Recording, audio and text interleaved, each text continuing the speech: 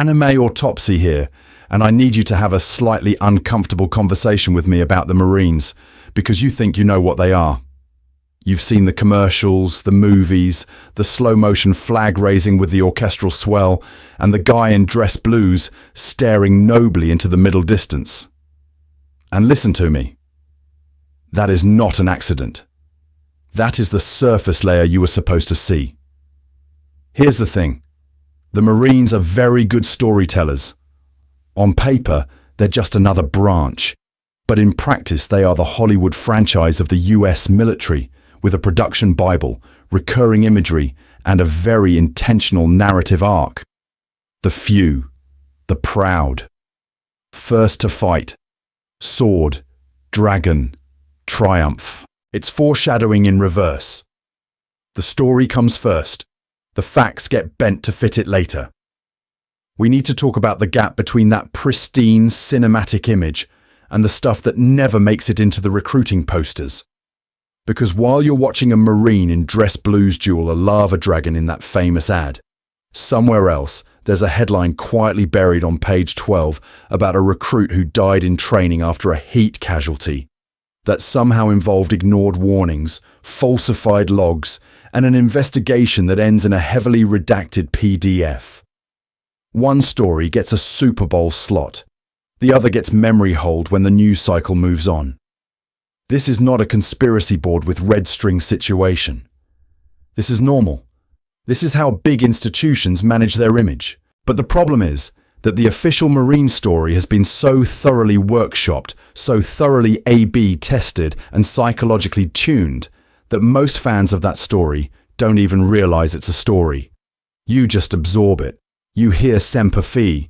You see the sword cutting through the dragon, and your brain, being a pattern-seeking monkey that sees Jesus in toast, fills in all the heroic details on its own. Meanwhile, behind that imagery, you have black budgets buried in DoD line items, MARSOC teams doing things that will never have a press release, Force Recon running missions that exist as 3 sentences in a classified after-action report, and Marine Information Operations units quietly learning how to steer conversations on the same platforms where that glossy ad keeps getting shared. Those aren't accidents. Those are planned. And here's the mildly provocative part. The biggest Marine secrets aren't the missions you'll never hear about. They're the stories you were trained not to question, the narratives that feel so obvious, so baked into American storytelling that you don't even notice them anymore. Of course, the Marines are the first to fight. Are they? For what? For who?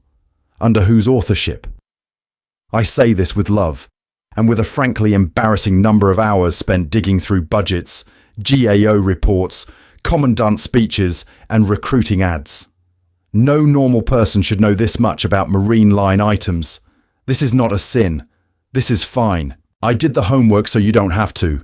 And since I went full gremlin in the footnotes of Marine history, you might as well benefit from the obsession. So here's what we're going to do. We're going to peel back the branding, walk through the ads, the scandals, the covert units, and the future tech the Corps would really prefer you didn't think too hard about.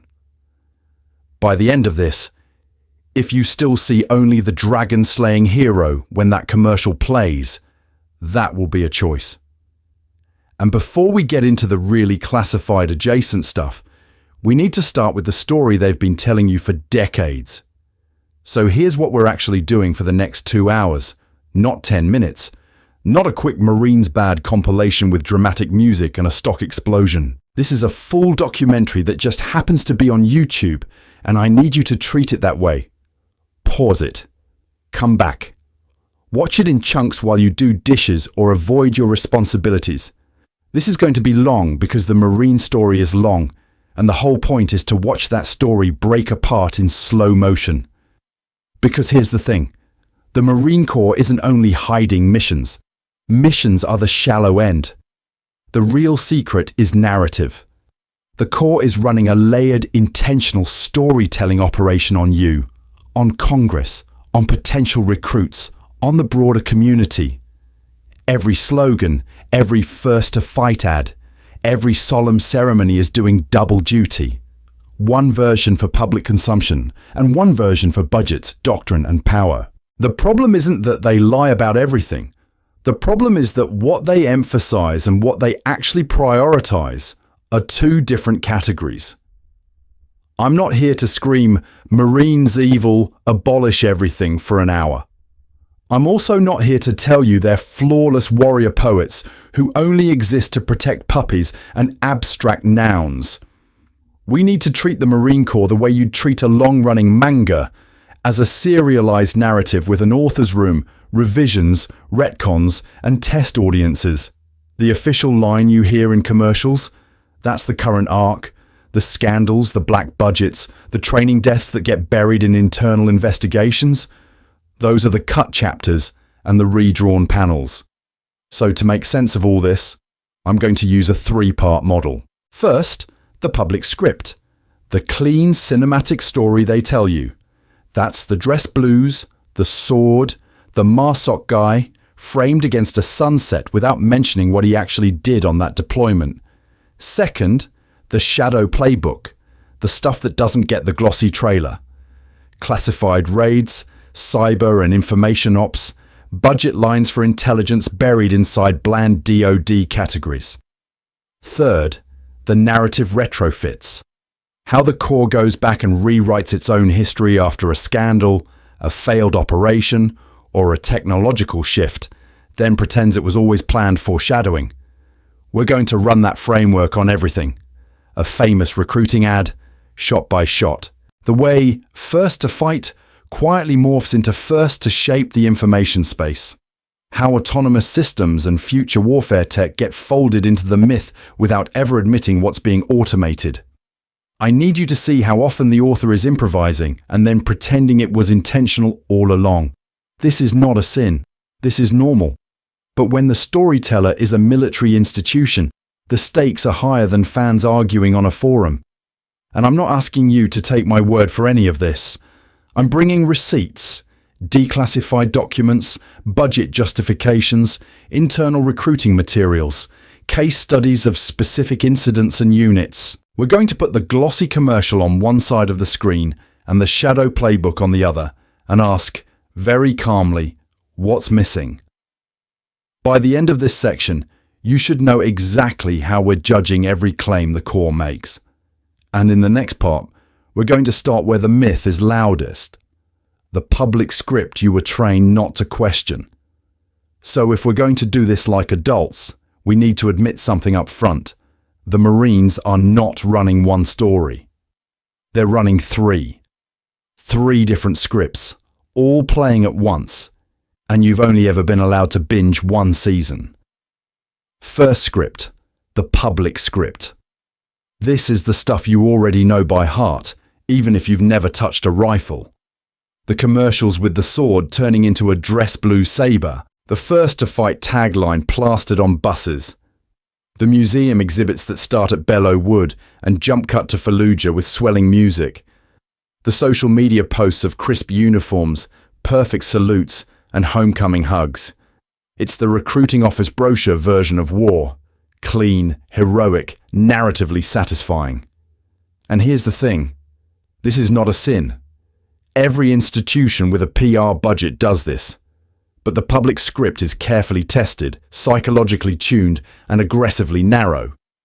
It shows you courage and sacrifice. It does not show you who picked the target, who wrote the legal memo, or who buried the after-action report. Which brings us to the second script, the shadow playbook. This is where the actual machinery lives.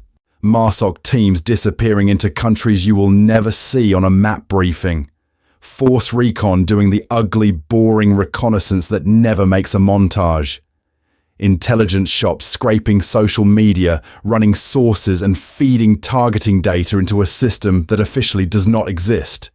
Cyber units probing networks, planting code, shaping information before a single boot hits a beach.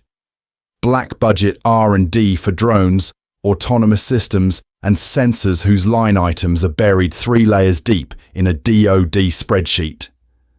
None of this looks cinematic. It's logistics spreadsheets, legal reviews, and political phone calls at 2 a.m. But this is the script that actually determines who lives, who dies, and which headline you wake up to. Third script, narrative retrofits. This is where the core goes back into its own archives and edits the show. A training scandal becomes hard lessons that forged a safer force. A failed operation gets reframed as a noble sacrifice that proved Marine resolve. Incidents that were once whispered about in hearings are later folded into official history, as if the current doctrine had been the plan all along. They don't just redact, they remix. They take messy, contingent, politically driven events and smooth them into a clean character arc. This is not unique to Marines. This is normal for any author trying to keep a 200-year franchise on brand. So here's the metaphor I need you to hold. The Marines are the showrunner of a long-running TV series. The pilot season is World War I and II. Storming beaches, raising flags, clear villains. Later seasons are counterinsurgency, cyber operations, influence campaigns, autonomous systems. Completely different tone, completely different problems. But the PR team keeps insisting it was all foreshadowing, all intentional, all planned from day one. No messy rewrites, no panicked mid-season pivots, just a perfect master outline. And we, being pattern-seeking monkeys who see Jesus in toast and strategy in every coincidence, nod along. That doesn't automatically make the Marines evil or even unusually deceptive. It makes them professional storytellers with national-level stakes. But if you only watch the public script, you will confuse branding with reality. So in the next sections, we're going to walk through all three side by side and ask a very unfair question. What happens when the showrunner loses control of the script? So here's the thing. Once you realize there's a script, you also have to admit there are pages you will never see. Not haven't seen yet. Never. And this is not a conspiracy theory. This is just how a modern military survives contact with reality. Operational security is the obvious one. You don't broadcast where MARSOC is raiding tonight or which force recon team is sitting off some coastline. You don't publish the specs on classified drones or exactly how your cyber unit crawled into an adversary's network. You definitely don't tell the world which human source in which embassy handed you the intel that started the whole thing. If they did that in real time, half their missions would fail and the other half would end with people dead who didn't need to be. That's the surface category. Underneath that, you've got the structural pressures that quietly bend every sentence the Corps ever says. The Marines are in a permanent budget knife fight with the other branches. Congress is watching. The Pentagon is watching. Every hearing, every line item is a pitch meeting. Fund our ships, fund our jets, fund our new autonomous toys. And recruitment? That's its own war. Those commercials with the single heroic Marine sprinting through CGI hellfire are not random. They're tested, tuned, and aimed at a very specific 17 to 24-year-old brain. You are not seeing a documentary. You are seeing psychological research turned into storytelling. The community of potential recruits gets the dragon-slaying montage, not the 47-page safety investigation on a training death. Inside the Corps, it gets tighter. There's a culture of toughness that treats public vulnerability as weakness. You don't go on TV and say, our guys are exhausted, the tempo is breaking families, and our doctrine is a mess.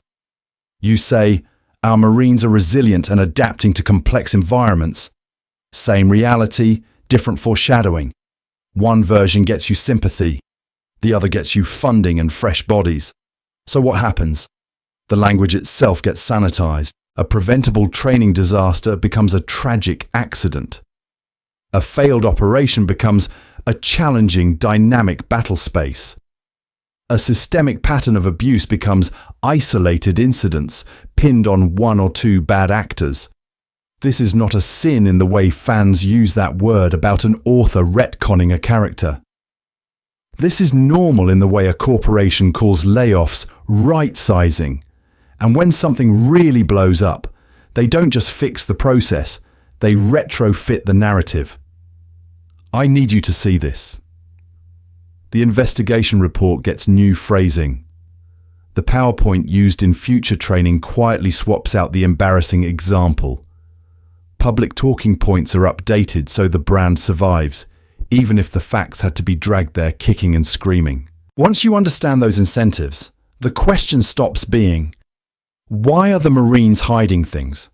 And turns into, given this setup, what would they be insane not to hide or spin? Which is exactly what we need to walk through next. The specific categories of truth that almost never make it into the official story, and how you can still see their shadow if you know where to look. So when I say categories of truth that never make it into the official story, I need you to see one in the wild. Not in a document dump, in a place you've probably scrolled past 100 times and barely thought about. We're going to walk through a Marine recruiting commercial. 30 seconds. That's it. But listen to me. Those 30 seconds are more intentional, more researched than most people's entire life plans. This is not a conspiracy. This is normal. This is how modern storytelling for institutions works. Picture the classic Battles Won era, Adium, first frame, lonely teenager. Could be a guy zoning out on a bus in a dead-end town, or a young woman wiping down tables on a night shift. Muted colours, slightly cramped space, no parents, no community. That's not an accident. That's a demographic profile. You are being shown someone directionless, someone whose identity is a blank draft page just begging for an author. Second beat, the call.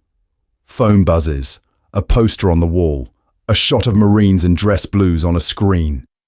The sound design tightens. The camera pulls in. This is where the ad quietly says, "You could be this." That's identity foreshadowing. They are not selling a job. They are selling a category of human you could move into. The problem is not your wage. The problem is who you are. Conveniently, they have a fix.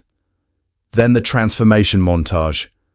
Running through mud, climbing ropes, drill instructors screaming in your face. Quick cuts, hard light, everything framed as forging. Here's the thing. You're not seeing boredom, forms, or the fifth hour of cleaning a weapon. You're seeing curated hardship, the kind that fits the myth of the few, the proud. Behavioral research says young people who feel stuck will trade comfort for meaning. So they weaponize that. They make suffering look premium. Notice the before/after coding. The before world is often rural or working class urban. Rusted trucks, strip malls, a nameless town. The after world is aircraft carriers, helicopters, global skylines. That's subtle class messaging. Your zip code is the problem. The core is the portal. This is fine as marketing. It's also how you smuggle in the idea that your existing community is something you graduate from, not invest in. Now the final shot. The triumphant group in dress blues, perfectly symmetrical, flags in the background. No one is limping. No one is 70 with a cane. No one is in a VA waiting room wondering what any of it meant. There is zero politics, zero moral ambiguity, zero mention of what wars these uniforms are actually for. The story ends exactly where the real story begins. Pattern interrupt. Notice what you did not see. No email inbox, no PowerPoint, no classified brief about drone strikes, cyber ops, or information campaigns.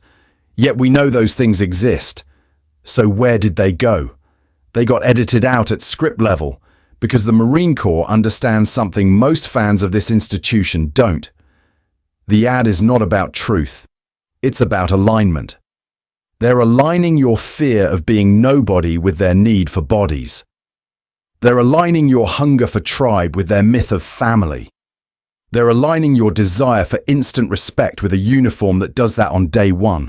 If that much planning goes into half a minute of footage, we need to assume the same narrative engineering is baked into everything else.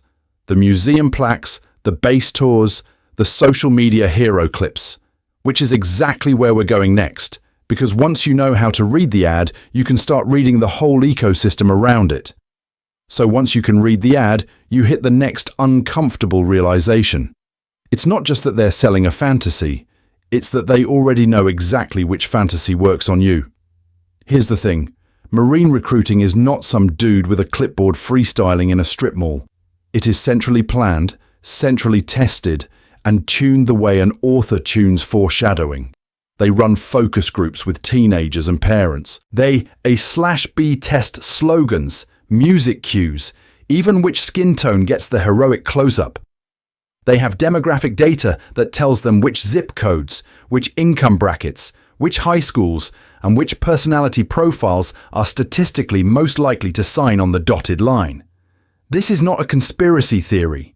This is normal 21st century marketing. The difference is, when a soda company does it, you just get cavities. When the Marine Corps does it, you get 4 years of your life and maybe both knees. And they know who they're hunting. The psychological profile is not random. Over and over, you see the same categories. People who feel underused, disrespected or stuck. Kids who are bored out of their minds in towns where nothing ever happens. The ones who crave structure, challenge, a clear identity engraved on a dog tag because their current identity feels disposable. Then you have communities where the military is one of the only upward mobility paths on the table. College is a fantasy, trade work is drying up, so the uniform becomes the one planned escape route that looks respectable. If you've ever sat in a recruiter's office and felt them clock you in 30 seconds, listen to me. That wasn't magic. That was training. That was data turned into a script. And the script changes depending on who walks in. The ads and outreach are quietly segmented. Suburban kid with decent grades, parents talking about FAFSA. You get the, we'll pay for college, we'll build your resume, we're basically an internship with rifles pitch. Rural or working class audience. Now it's, get out, see the world, prove everyone wrong, be tougher than the people who laughed at you. Already athletic high achiever who runs cross-country and posts gym PRs. Suddenly the tone shifts to elite status, special units. Not everyone can earn this. Same institution, totally different storyboards. This is where we need to stop pretending it's just patriotism. When you zoom out, what you're looking at is an information operation aimed at the domestic population. They're not just selling a job. They're selling a story about what kind of person you are if you join, and very quietly, what kind of person you are if you don't. One path is courage, discipline, brotherhood. The other path is framed as wasting your potential, staying small, being the background character in your own narrative. And I need you to sit with that for a second, because it raises a bigger problem. If the Marines are this precise about who they want and how to talk to them, what else are they being precise about that you never see on the surface? If the recruitment story is that engineered, what does that say about the stories around their secret units, their budgets, their we can't talk about that missions? That's where we're going next. So, if the recruitment story is that engineered, you already know where we're headed. Because the same people who A/B test a slogan are not just winging it when they decide what Marine history even is. Walk into an official Marine museum and you can feel the script before you read a single plaque. You get the heroic battles in perfect chronological order. Belleau Wood, Iwo Jima, Hugh City, Fallujah. Big oil paintings of charges up beaches. The Iwo Jima flag-raising photo, printed so huge it practically foreshadows itself. Quotes about honor, sacrifice, first to fight, carved in stone. It's a straight line of constant improvement and valor. Every room whispers, we were tough, we got tougher, and that was always the plan. Now, listen to me, because this is where the categories start to matter. That museum is one category of storytelling. Then you go into the dirty archive version. Declassified after-action reports where units get lost. Friendly fire incidents happen. Radios die. Commanders misread maps. Investigations into training deaths that never made the front page. Internal memos about scandals, cover-ups, racial tensions, doctrinal fights that went way beyond spirited debate. It's the same core, but the tone shift is whiplash. Here's the thing. None of that mess is accidental. Curation is an intentional act. Somebody decides which battle gets a full immersive exhibit with sound design and a gift shop coin, and which disaster gets one neutral plaque in a dim hallway. Somebody decides that a botched operation will be mentioned only as a hard lesson in a training film, wrapped in so much technical language that most fans of the Corps will never realize it was a political scandal at the time. We need to talk about that as narrative retrofit, because what the Corps keeps doing is going back to its own past and editing it to fit whatever image it needs right now. When the money is in amphibious assault, suddenly every corridor screams, "We were born in the surf." When counterinsurgency is trendy, the same history gets rearranged to prove they were always population-centric warfare geniuses. Now that the buzzwords are cyber, drones, and information ops, you start seeing exhibits and web pages quietly reframing past comms and intel work as the spiritual ancestors of high-tech innovation. The facts didn't change, the framing did. And this is not a sin. This is normal. Every institution does it. I do a tiny version of it when I tell a story about my own life, and conveniently forget the part where I was a pattern-seeking monkey who saw Jesus in toast and drew the wrong conclusion for 5 years. The difference is, when the Marines do it, it shapes budgets, wars, and who volunteers to pick up a rifle. So if the Our History page is this manicured, what do you think is happening to the stories about current operations, current black budgets, current scandals? I need you to hold that question, because next we're going to pull on those threads, and some of them lead to places the museum will never put behind glass. So let's pull on one of those threads and watch the whole sweater start to unravel. I want you to remember the 2017 Marine KC-130 crash in Mississippi. Transport plane, routine flight, 16 Marines and 1 sailor on board. The initial Marine Corps statement hits the news cycle within hours. There has been a mishap, a tragic incident. The aircraft experienced an in-flight anomaly. Investigation pending. Thoughts and prayers deployed at flank speed. Listen to me. That word choice is doing more work than the engines ever did. Mishap is passive. Anomaly is vague. The plane didn't burn because someone ignored a maintenance warning. The universe just sneezed. The statement leans hard on fog of war language. Complex situation. Too early to speculate. No indication of enemy action. And already in sentence 3, you get the framing. There is no evidence of a broader safety issue at this time. Translation. This is an isolated tragedy, not a systemic problem. Please return to your regularly scheduled recruiting commercials. Here's the thing. At that time, internally, the Corps already had data screaming about aging Hercules airframes and recurring engine problems. Later investigations and leaked maintenance records showed corrosion, metal fatigue, and a culture of pushing aircraft to meet training and deployment quotas anyway. Crews had been filing complaints. There were warnings about overused propellers. This wasn't a bolt from the blue. This was a time bomb everyone pretended was modern art. But the first story you and I heard? Mishap. Anomaly. We will get to the bottom of this. The writing is almost a form of foreshadowing, except instead of hinting at a planned payoff, it's hinting at the exact shape of the future excuse. You can feel the narrative already herding you toward the nobody could have known category. Fast forward. Months later, the official report drops. Now we get phrases such as maintenance shortfalls and failure to adhere to established procedures. So the anomaly has grown a face. But watch how the accountability is framed. Emphasis on a depot, a shop, a handful of individuals. The author of this story is very intentional about who exists on the page. Senior leadership becomes the weather, ever present, responsible for the climate, blamed for nothing in particular. Then comes phase 3.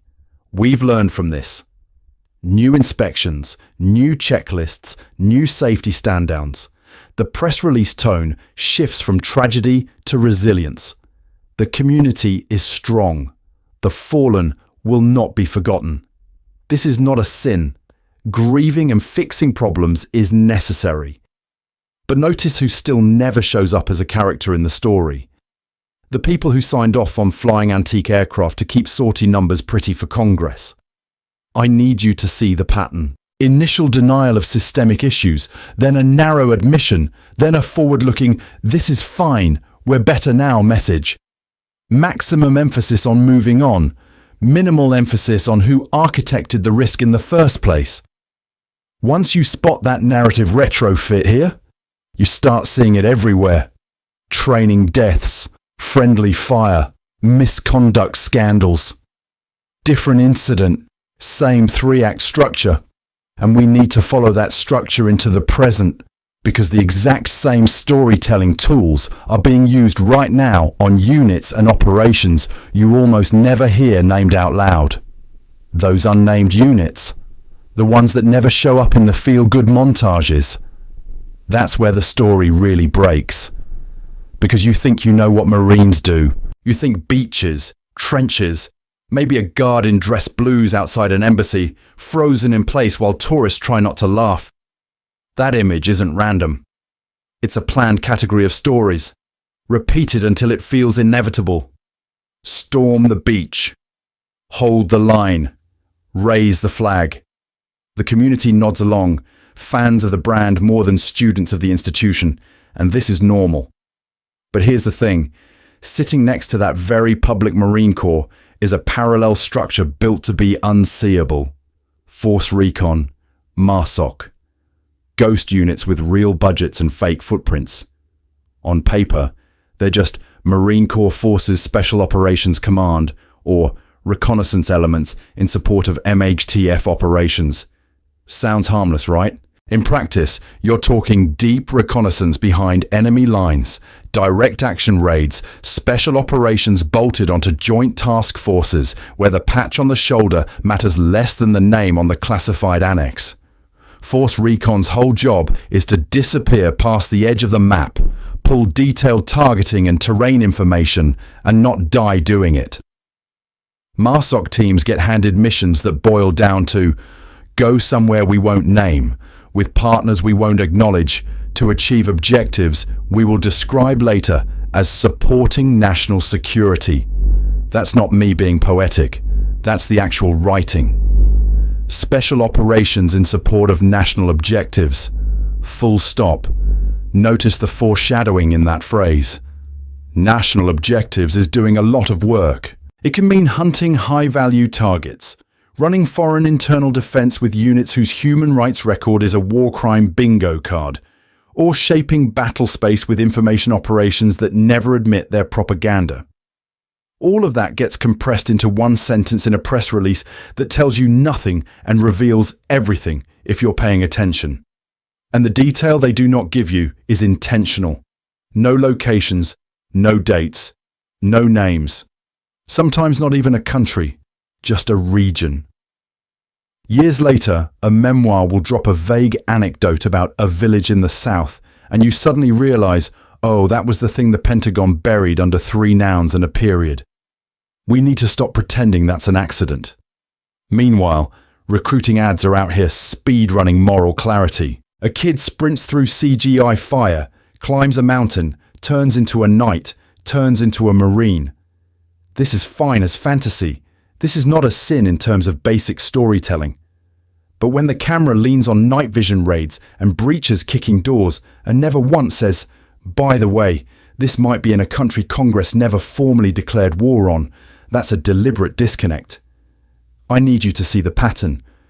The glossy footage is the decoy flare. The real story is in the ghost units, the blacked out line items, the org charts that only exist on SIPR. If you want to know what the Marines are actually doing, you don't follow the commercials. You follow the money and the structure, and that trail, once you start pulling it, leads somewhere very specific next. So if the ghost units are the shape of the shadow, the budget is the shadow on the wall.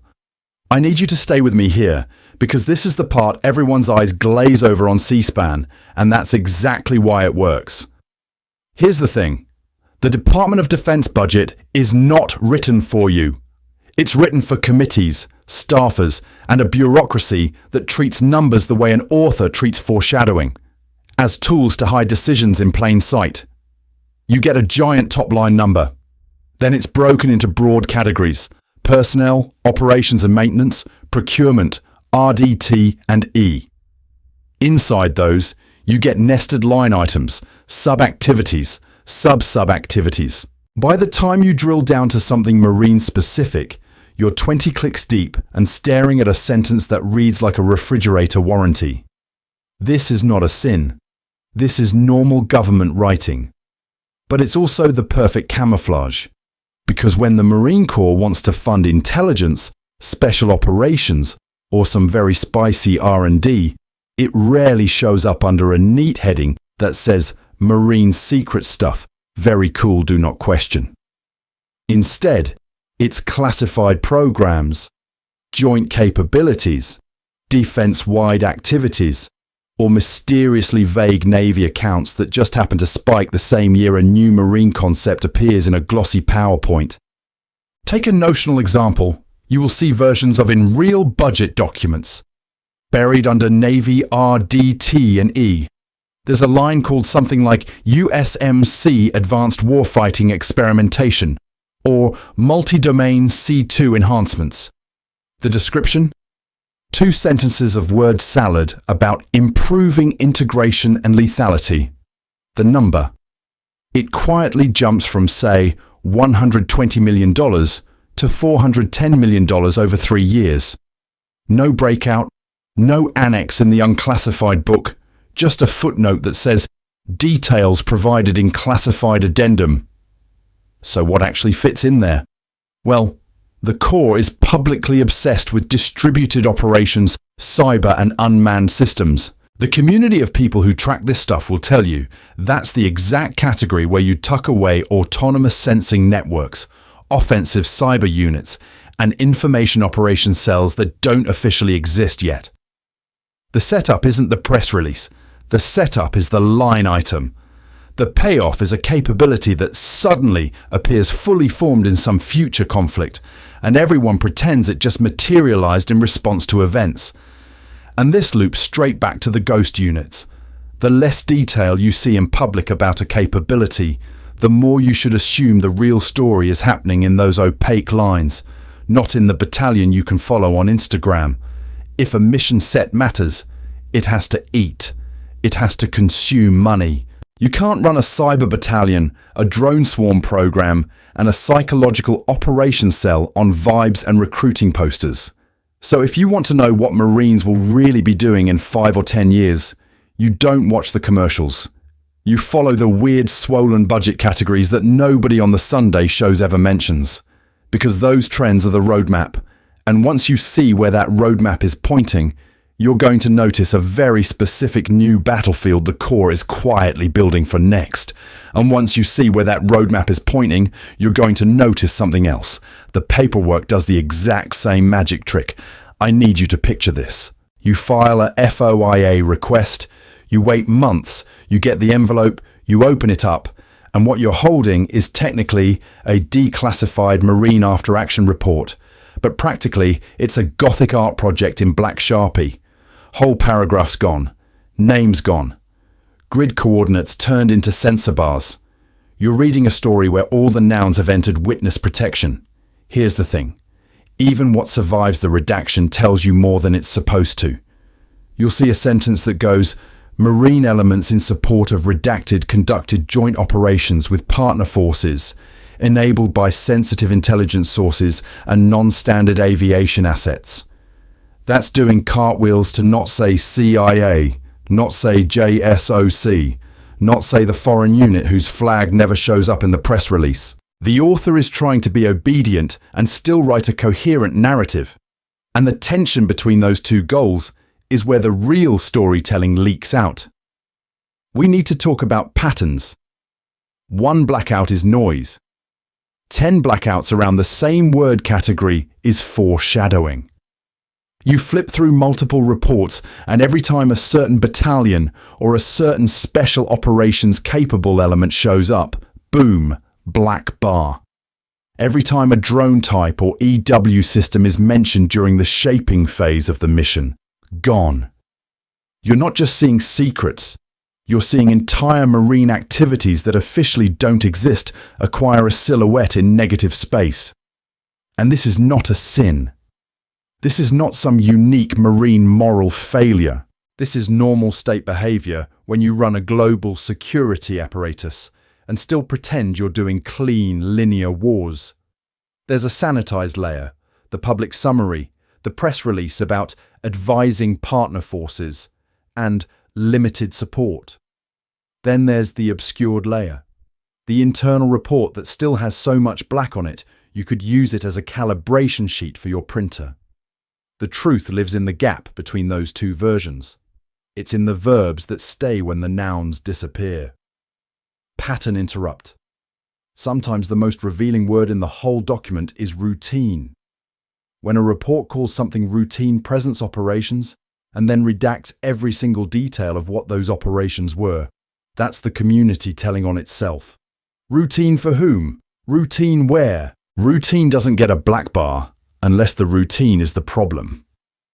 So listen to me. When you see that much energy spent erasing the who, where, and how, you should assume the stakes are higher than the Sunday show narrative of "we sent some troops." The Marines are not just background extras in someone else's war. The redactions are foreshadowing a much more intentional role in cyber, in information ops, in proxy fights that never make it above the fold. And if the official documents are already this shredded, wait until you see the missions that never generate paperwork at all. Because that's where we're going next. And this is where the magic trick really starts. Because while those paper trails are dissolving in black ink, the story the Marines are selling you is crystal clear. It's not an accident. It's not random. It's one of the most intentional pieces of storytelling in American politics. Here's the thing. The classic Marine self-story is basically the world's most macho underdog fanfic. Smallest branch, toughest training, worst gear, first into the fight, always having to prove themselves against the big bloated services next door. The Army has the numbers, the Navy has the ships, the Air Force has the hotels, the Marines have a rifle, a rucksack, and a bad attitude. That's the pitch. Internally, they mainline this. From boot camp onward, you are told you're the red-headed stepchild of the Pentagon. You get the hand-me-downs. You ride in the back of the other branch's aircraft. Your radios don't work. Your armor is older than your drill instructor. And this is fine because you are harder. The traditions obsess over suffering, the crucible, endless hikes. Every Marine a rifleman. You are constantly being tested, and the test is always, will you eat more pain than the other guy? That's not just culture, that's planned cohesion engineering. And listen to me, that same narrative doesn't stop at the gate. It walks straight into Congress in dress blues. Externally, the underdog story becomes a weapon. When budget season hits, suddenly the smallest branch that does more with less needs protection from cuts, or maybe a little bump, because look at all these missions they're doing for pennies. The elite branding, the commercials with swords and lava and a single perfect dress uniform, becomes Exhibit A for why the Corps deserves special treatment in policy debates. You're not funding bureaucracy, Senator. You're funding the hero class. Except, again, look at the contradiction.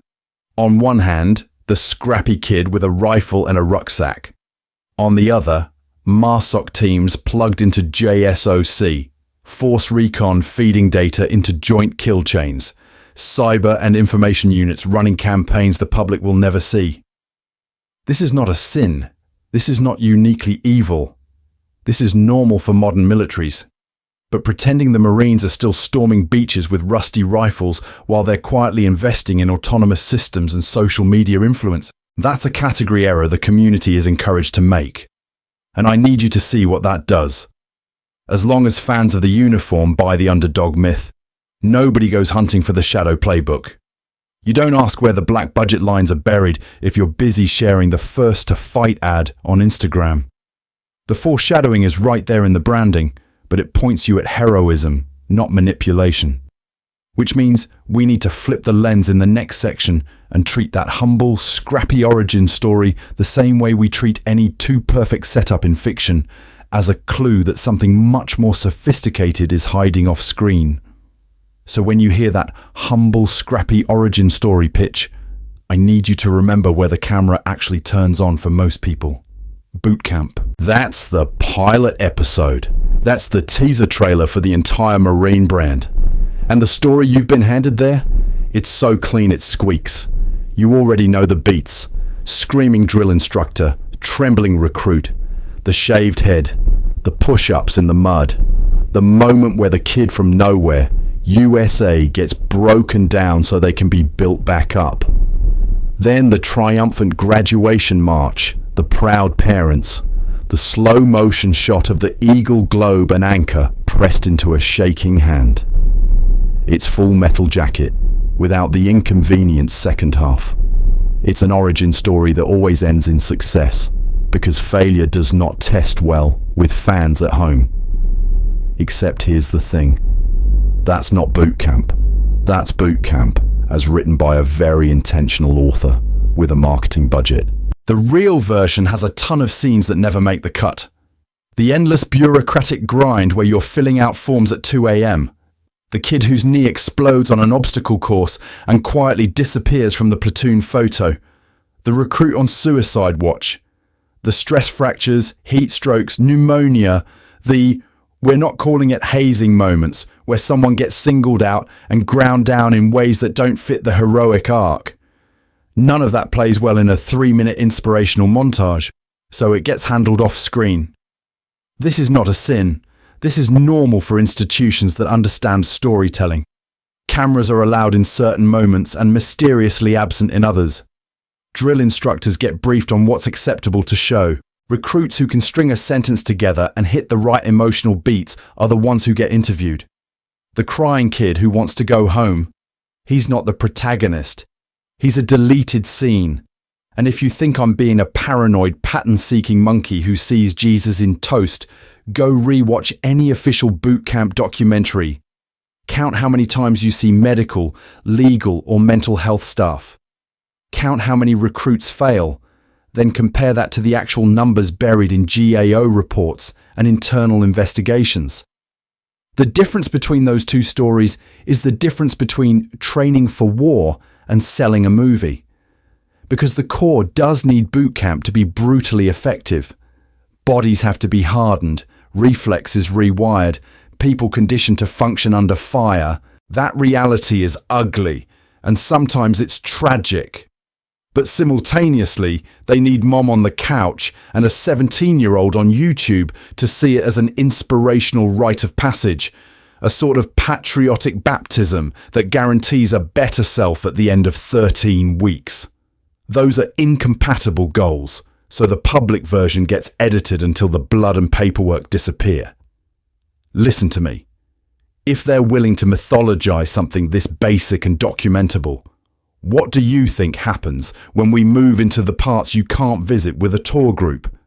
The special operations units whose missions never air, the information warfare cells whose whole job is shaping what you see in the first place.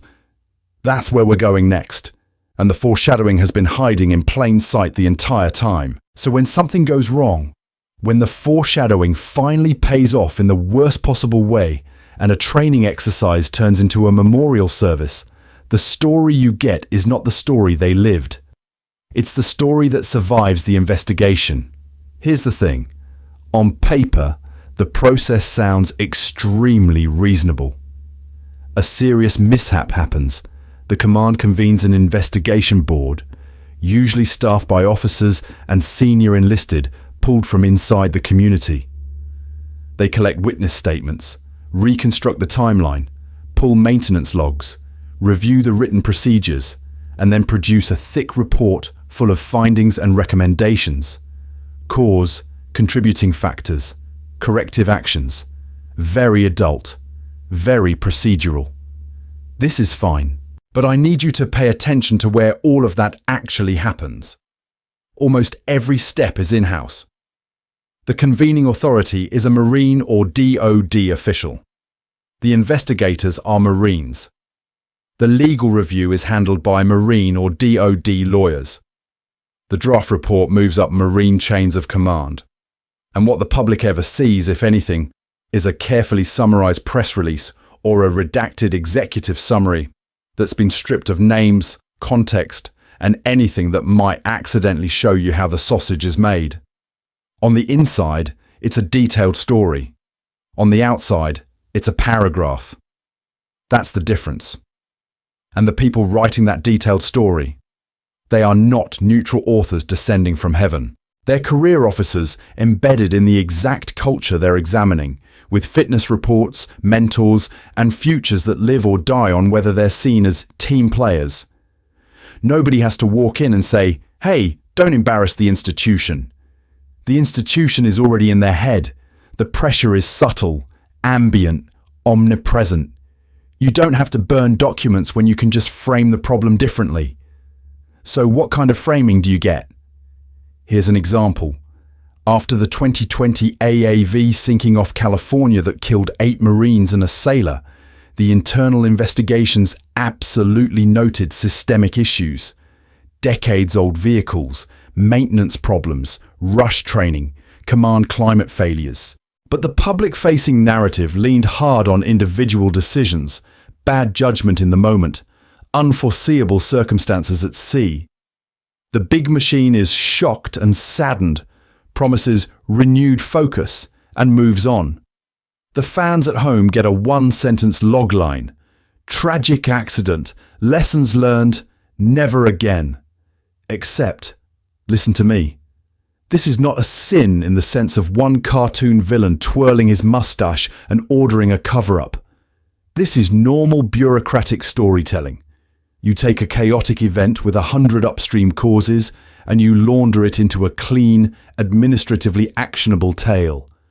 A few named people failed, a few checklists were missing, a few training events will now be mandatory. The messy structural rot becomes a neat bullet in a PowerPoint.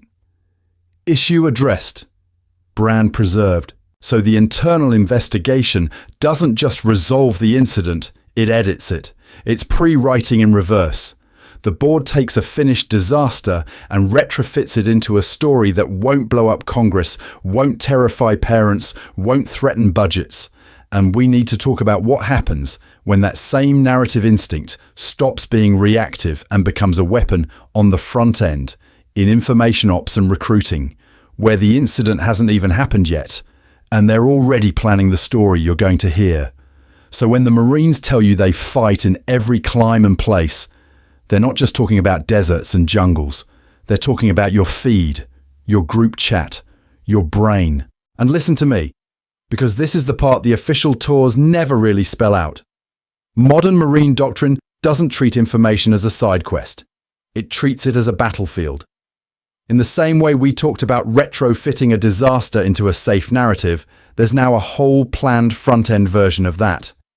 The doctrinal term is information operations, coordinated, intentional efforts to influence the perceptions and behavior of specific audiences. Foreign, sure, but also domestic stakeholders, which is a very polite category name for you, your parents, your congressperson, and that one retired colonel on Facebook who yells in all caps. Here's the thing. When you see an official Marine account post a perfectly framed clip of night vision helmet cam footage, that's not some random corporal dumping their camera roll. That's curated combat imagery, cleared, captioned, and scheduled to hit when it will do the most storytelling work. A heartwarming homecoming video here, a clip of humanitarian aid there, a "we're training hard" montage right after a scandal hits the news. The timing is the point. The pattern is the point. And this is where the public affairs/influence boundary gets very fuzzy, very fast. On paper, PAO exists to inform the public. On paper, it's the honest narrator. But the same video that informs you about a successful deployment can also drown out coverage of a training death. The same feel-good human interest story can quietly push the algorithm away from an investigation. This is not a sin. This is normal in the sense that every big institution does it. But when the institution has tanks and a seat in the National Command Authority, the stakes on that normal are a little different. Pattern interrupt. I need you to imagine a recruiting ad arguing with you in the comments, because that's where this is going. The Corps has been investing in cyber and social media units whose job is not just to defend networks, but to operate in the same spaces you doom scroll through at 2 a.m.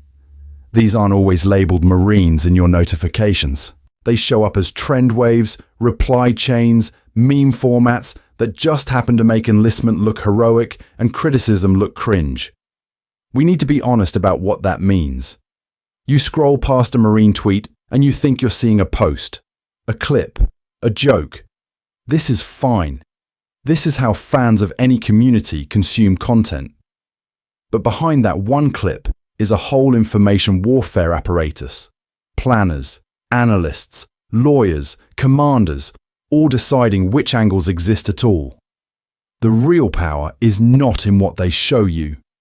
It's in the questions that never occur to you to ask, because the story was already written before the incident ever happened.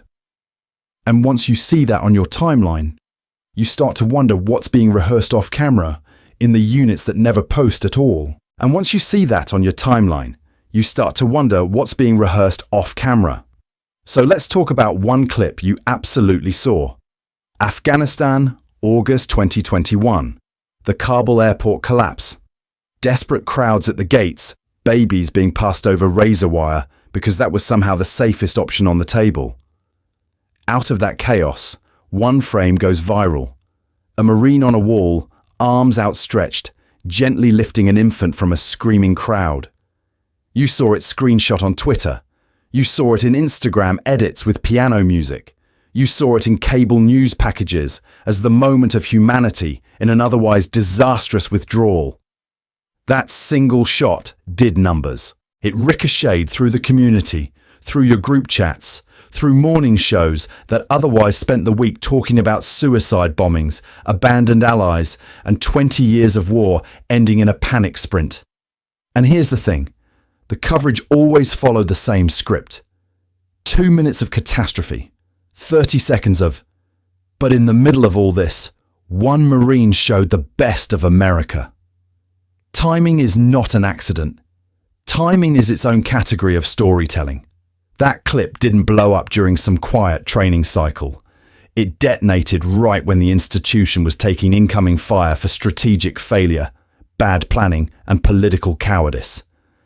Negative headlines about policy and command decisions, counterweighted instantly by a story where the only thing you're allowed to feel is, protect the kid, protect the guy protecting the kid. Listen to me.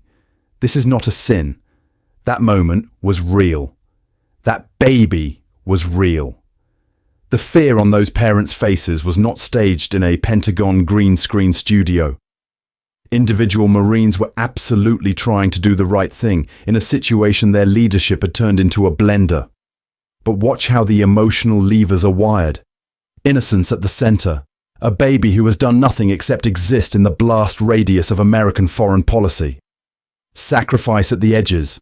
A young Marine risking being pulled into the mob or blown up at that gate to grab one more life out of the crowd. Family as the frame. Anchors asking, as a parent, can you imagine? So your brain stops asking, as a citizen, how did we get here? I need you to notice the difference. The clip is about character. The scandal is about structure. One is, this kid on the wall is brave. The other is the author of this entire 20-year script had no ending planned and fumbled the exit. When the character beat goes viral, the structural critique quietly moves to page A17. And then repetition does the rest. You don't remember the details of the Pentagon report. You remember the Marine and the baby. You don't recall which general contradicted himself in testimony.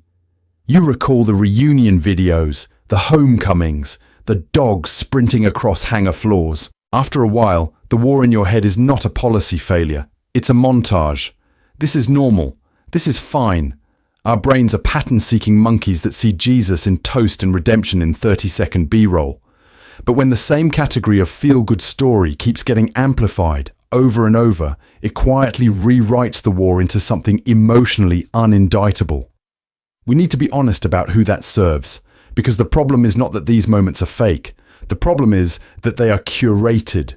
They're the parts the institution wants you to remember, carefully clipped from a much uglier reel you were never supposed to see. And if that's what they're willing to show you from the collapse of a war, you should probably ask what the cameras never get near in the units, whose missions never trend at all. So when the cameras pull back from the war zone, the core doesn't just vanish into a black budget spreadsheet. It turns around, straightens its dress blues, and tells you a story. Not about operations, about family. Once a Marine, always a Marine. You've heard that, right? I need you to sit with how powerful that is as a piece of storytelling. It's not just a motto, it's a promise that sounds spiritual and logistical at the same time.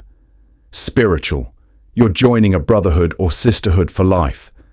Logistical, the institution will take care of you and your loved ones, because that's what family does. Here's the thing. In recruiting, that Marine family line is the main character. Watch the commercials.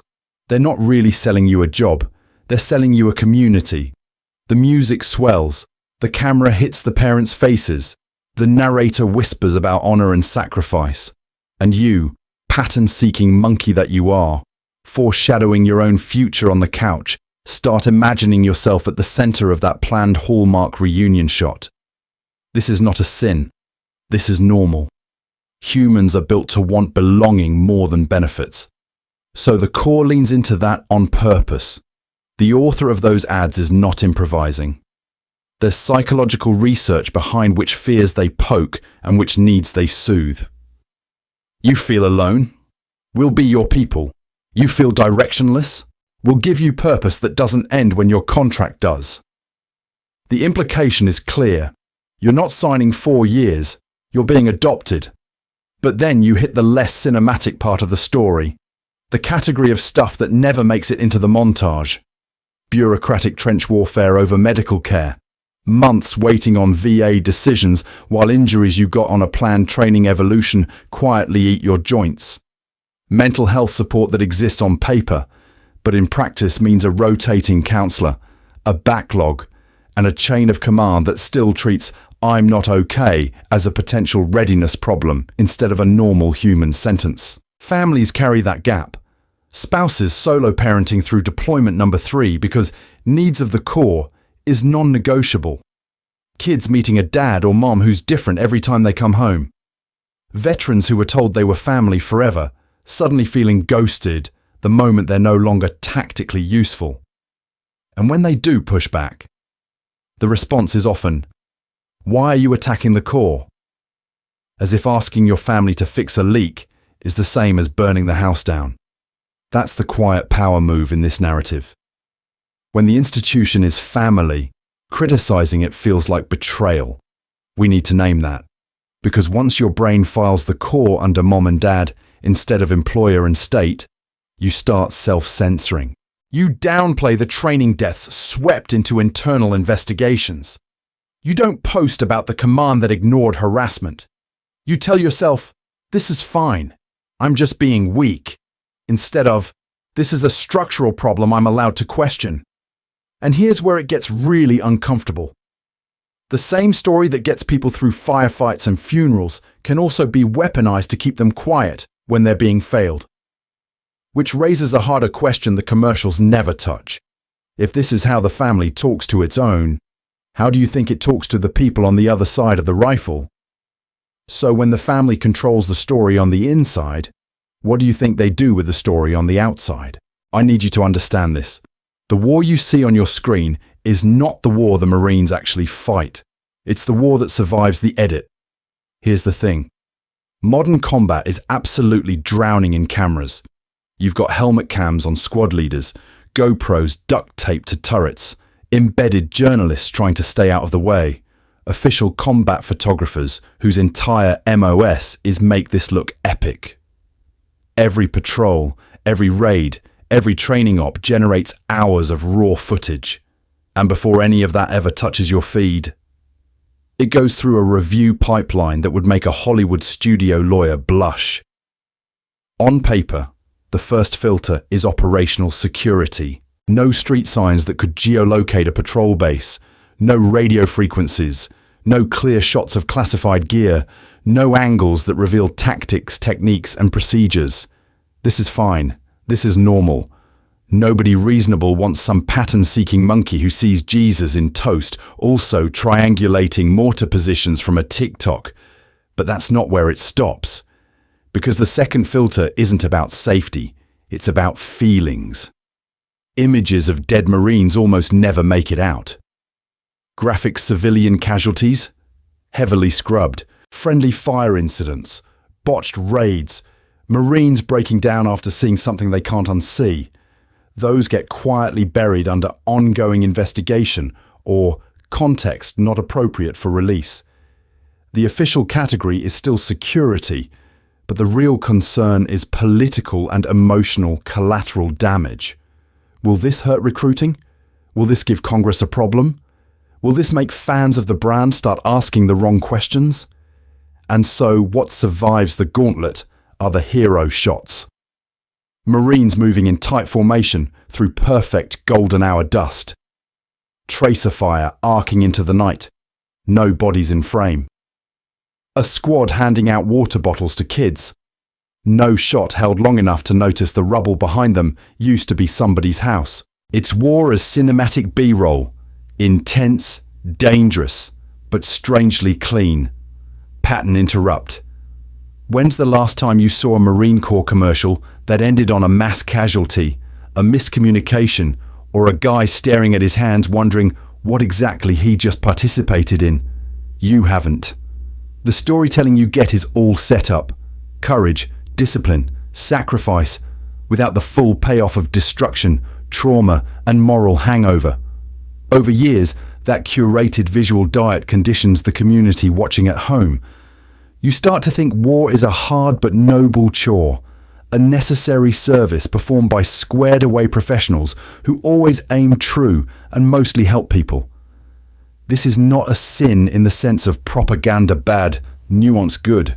It's an intentional design choice. It makes it easier to nod along when the author of the next conflict says, "We need to deploy Marines again."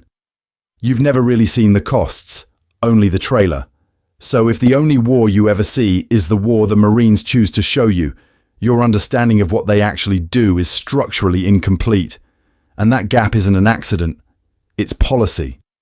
Which raises a new problem we need to talk about next. What happens when the cameras aren't just filtering the story, but actively weaponized as part of the operation itself? Because here's the thing, the cameras aren't just pointed outward, they're pointed inward too. Not literally, not in some Black Mirror barracks surveillance way, but as an attitude. From day one, Marines are taught that the real audience isn't the public, it's the Corps itself. You're performing for the institution, and the institution is a very unforgiving critic. I need you to understand how deep that goes. The Marine Corps doesn't just value loyalty, discipline, and chain of command. It worships them. Those aren't workplace guidelines, they're survival traits. In combat, that makes total sense. You want the person next to you to follow the plan, not improvise because they woke up feeling auteur today.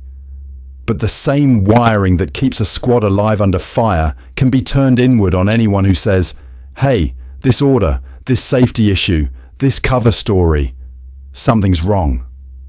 On paper, there are channels. Inspectors general, equal opportunity officers, anonymous hotlines. This is fine. This is normal. But the informal system is the one that really matters, and it runs on gossip, performance evaluations, and the 1,000 tiny signals that tell everyone who's in and who's radioactive. Speak up about a training death that shouldn't have happened. Suddenly you're not a team player. Question an operation that bent the rules. Now you're bitter, burned out, or my personal favourite, not cut out for this community. Listen to me, that's not an accident. That's planned social enforcement. The consequences are rarely a cartoonish court-martial.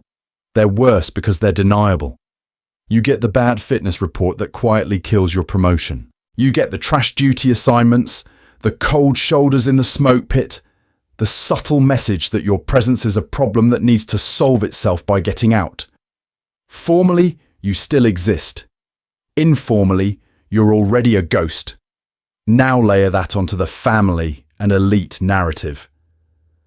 From boot camp onward, the author of your identity is the core. You're told you've joined the toughest, most honourable tribe on earth.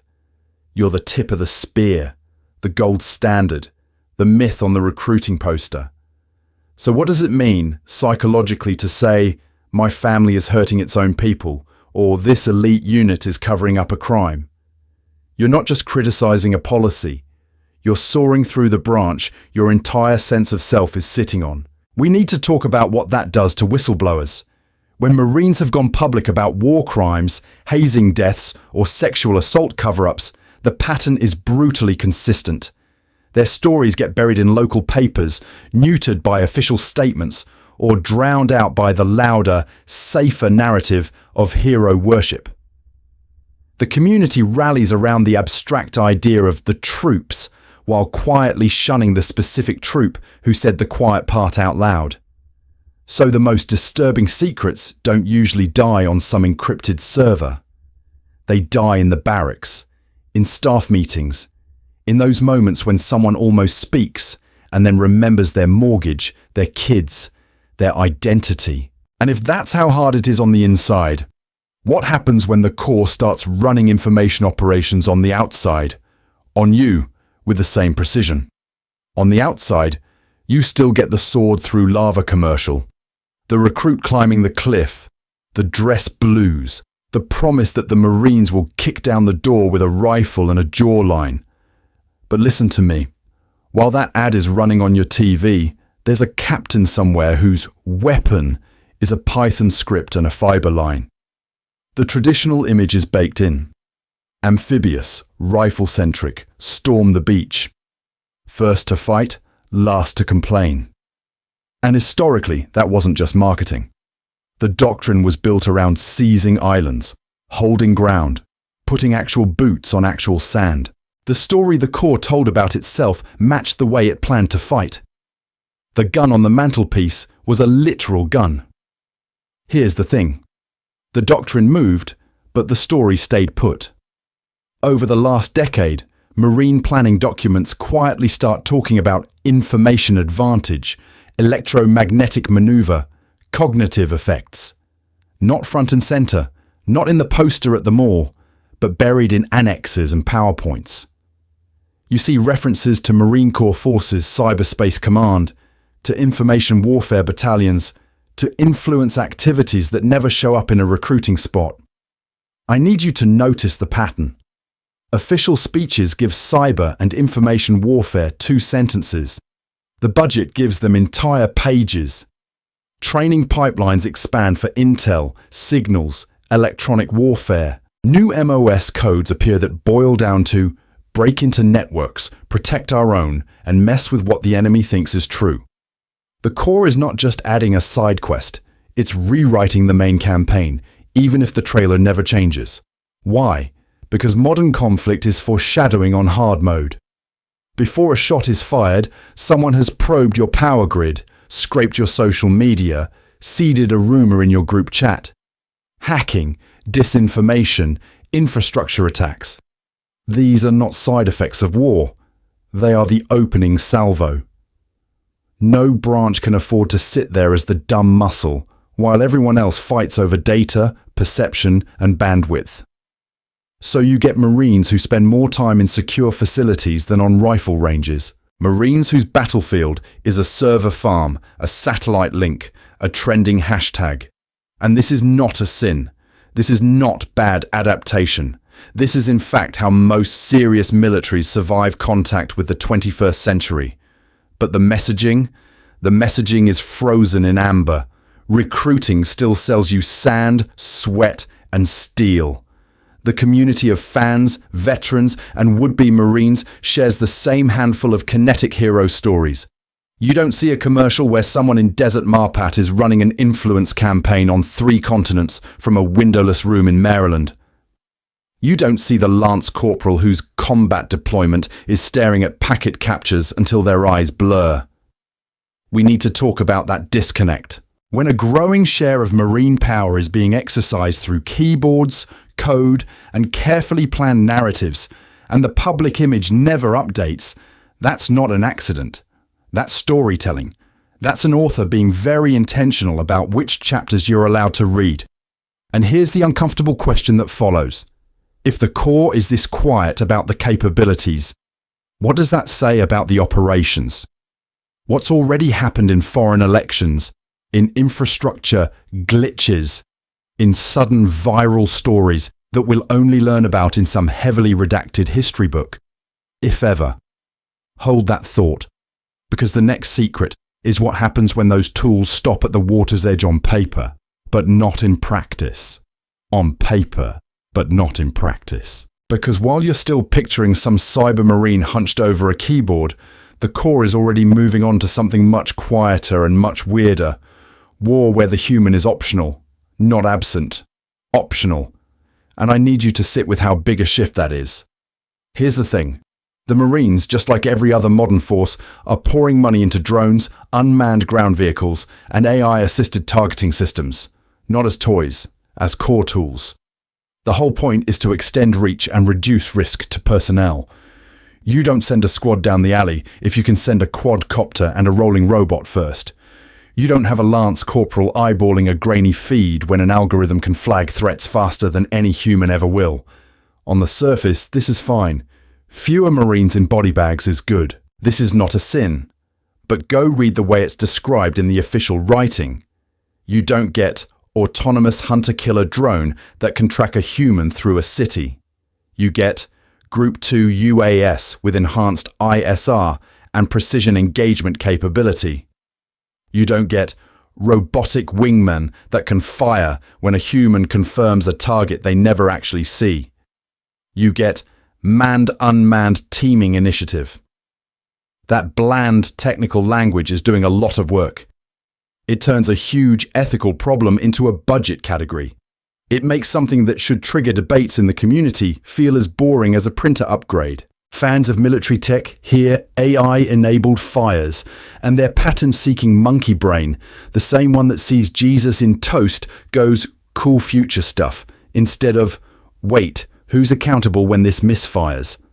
Now compare that to the recruiting ads. I need you to notice the difference. The commercials are still wall-to-wall human Marines doing heroic physical things with rifles and aircraft. Sand, sweat, pull-ups, dress blues, the one perfect tear in the mum's eye. Where are the drones? Where are the unmanned ground vehicles? Where's the Marine sitting in a warehouse in Arizona piloting a system over Yemen? Nowhere. The public storytelling is frozen in 20th century imagery, while the actual toolkit is sprinting into the 21st. Why? Pick your theory. There's the obvious fear of a killer robots backlash. You don't want your brand associated with Black Mirror episodes. There's the romantic appeal problem.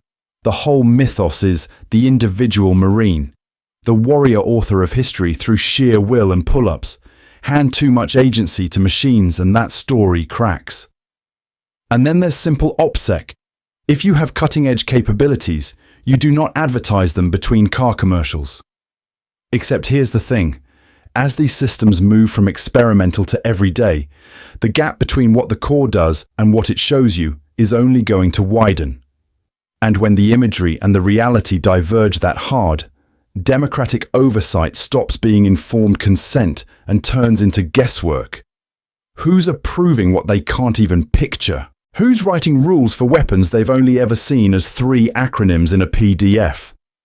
Hold on to that discomfort, because the next secret is what happens when the myth of the individual Marine collides with the very non-mythic humans who have to live inside it.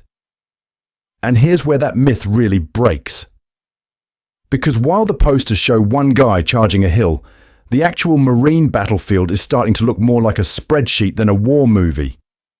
Modern militaries run on data. Full stop. The Marines are no exception.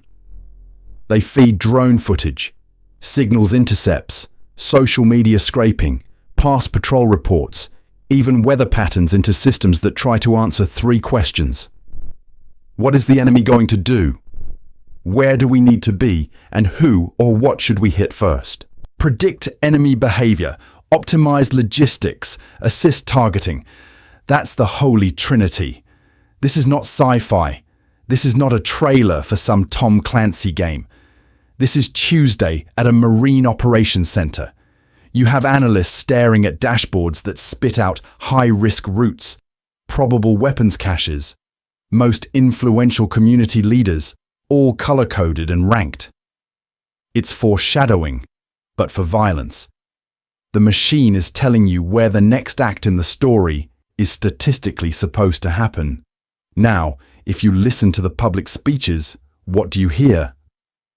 Innovation, modernization, data-enabled maneuver. It sounds clean. It sounds smart. But notice what's missing.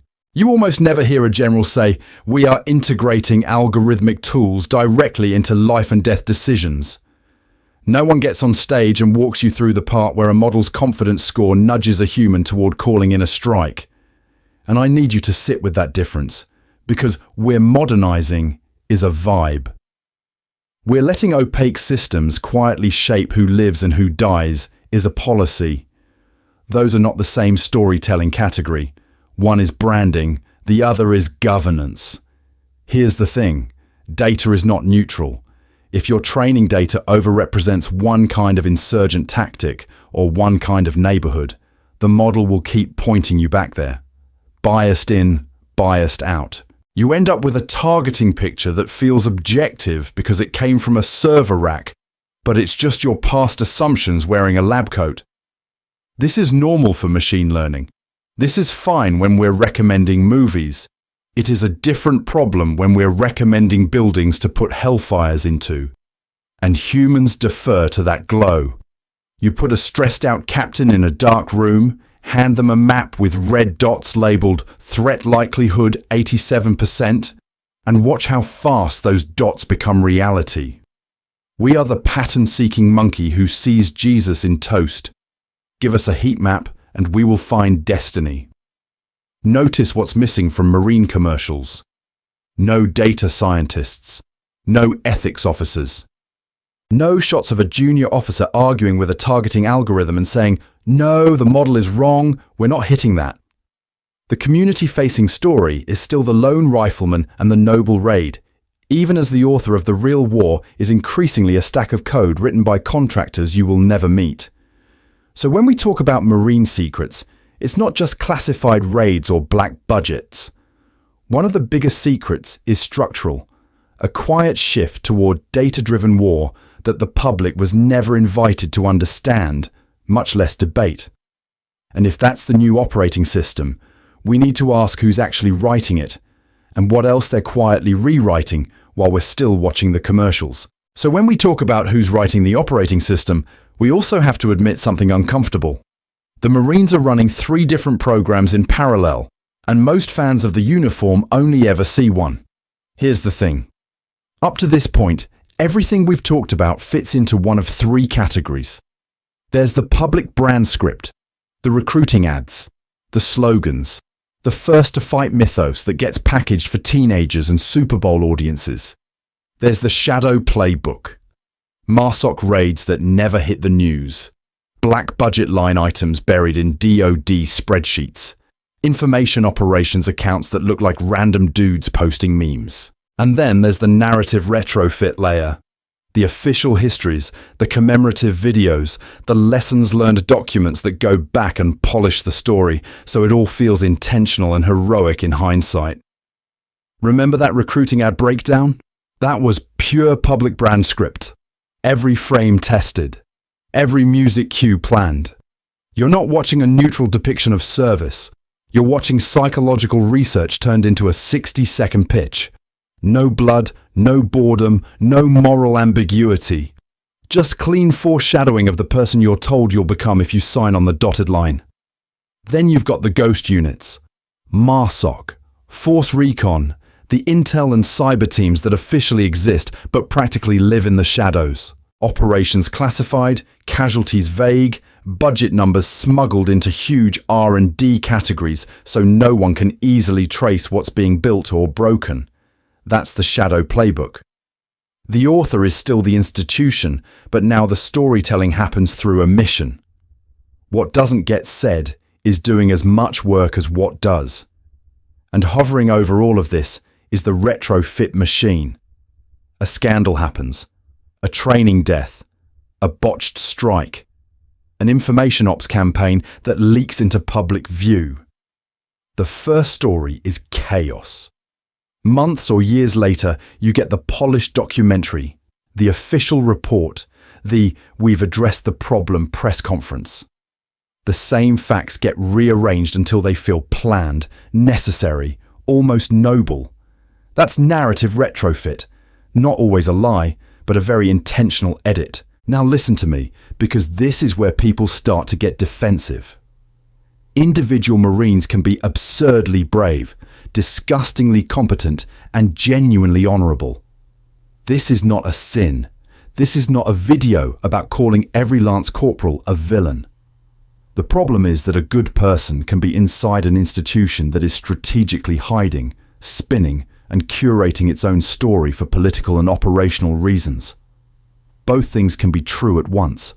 We need to be adult enough to hold that contradiction without short-circuiting. So if you're a vet watching this, I need you to hear me clearly. I'm not saying your deployment was fake, or your sacrifice was a marketing stunt.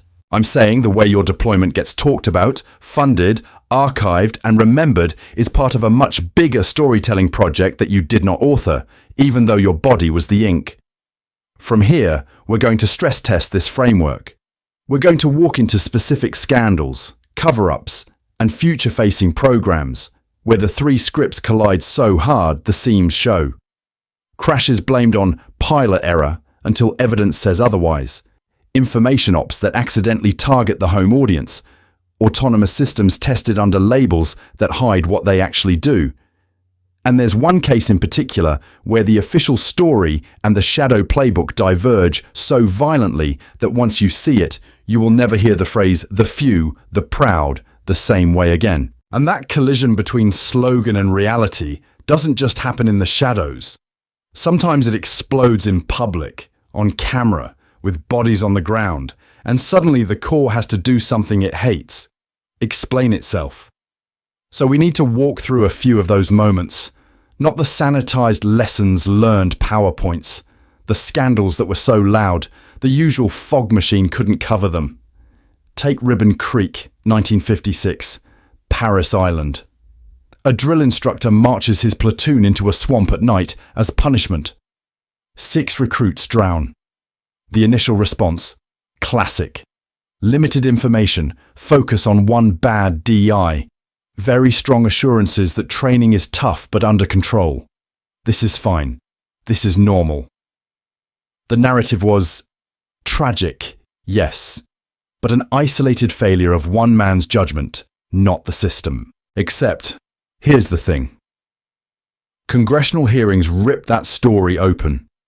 Suddenly, the author of the Marine mythos had an editing problem. The result was not just a court-martial, it was a rewrite of the boot camp script. New limits on night marches, formalized safety protocols, tighter supervision of drill instructors, and a whole cultural pivot from break them at any cost to break them, but with paperwork. The Corps took a disaster, stapled reforms to it, and then sold the whole package as proof of its professionalism.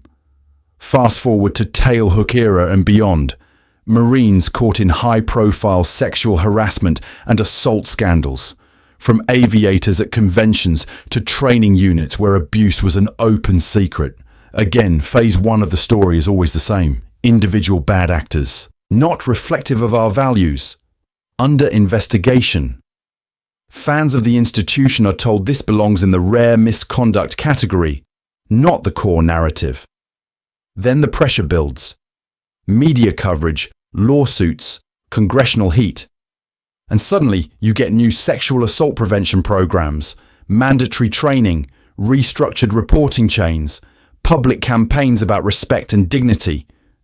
The core moves the camera.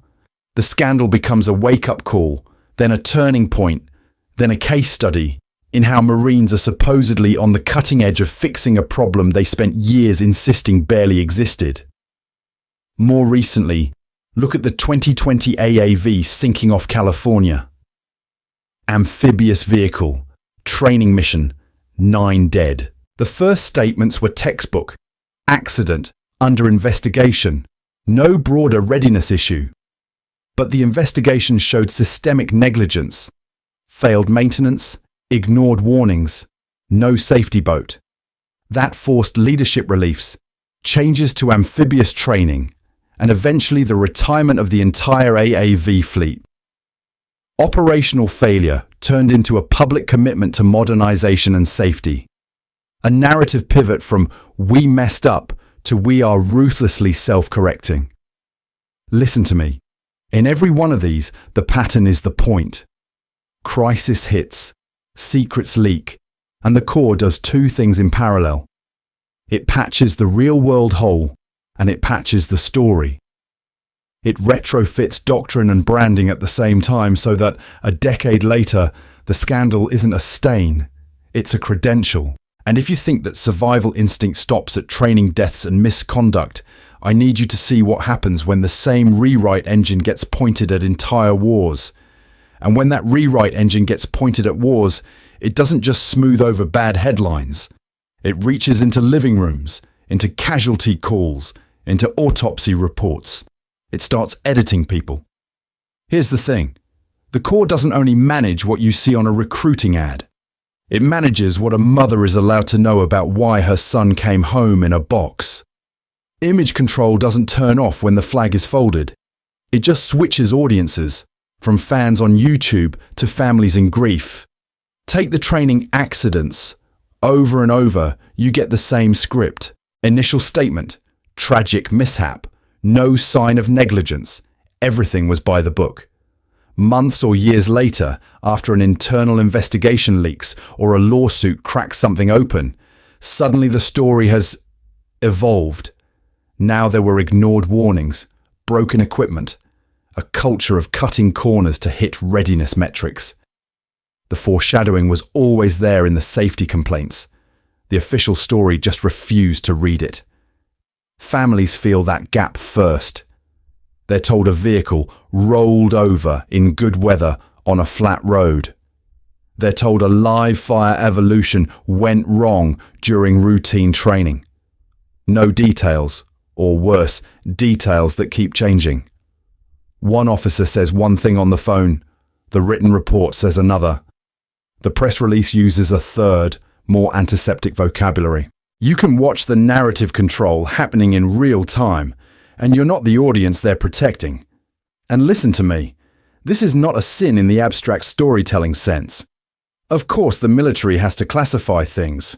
Of course some operational details can't be dropped in a Facebook group. This is normal.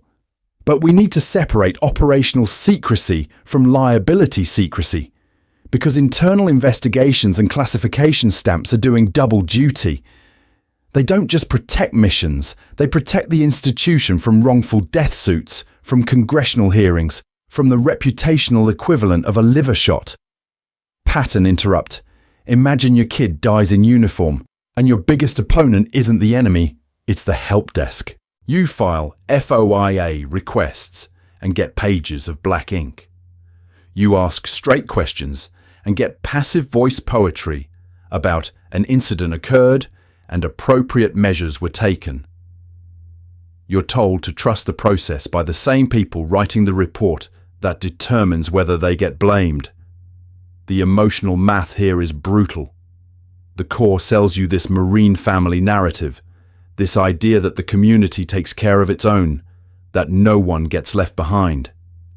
Then, when something preventable happens, exposure to burn pits, toxic water on base, botched medevacs, the institutional reflex is to narrow the aperture of truth, not widen it. The author of the story suddenly isn't your kid's commanding officer. It's the legal office. And that betrayal lingers. It turns Gold Star parents into investigators, spouses into amateur lawyers, siblings into pattern-seeking monkeys who see Jesus in every redacted paragraph because they've been trained to assume the worst.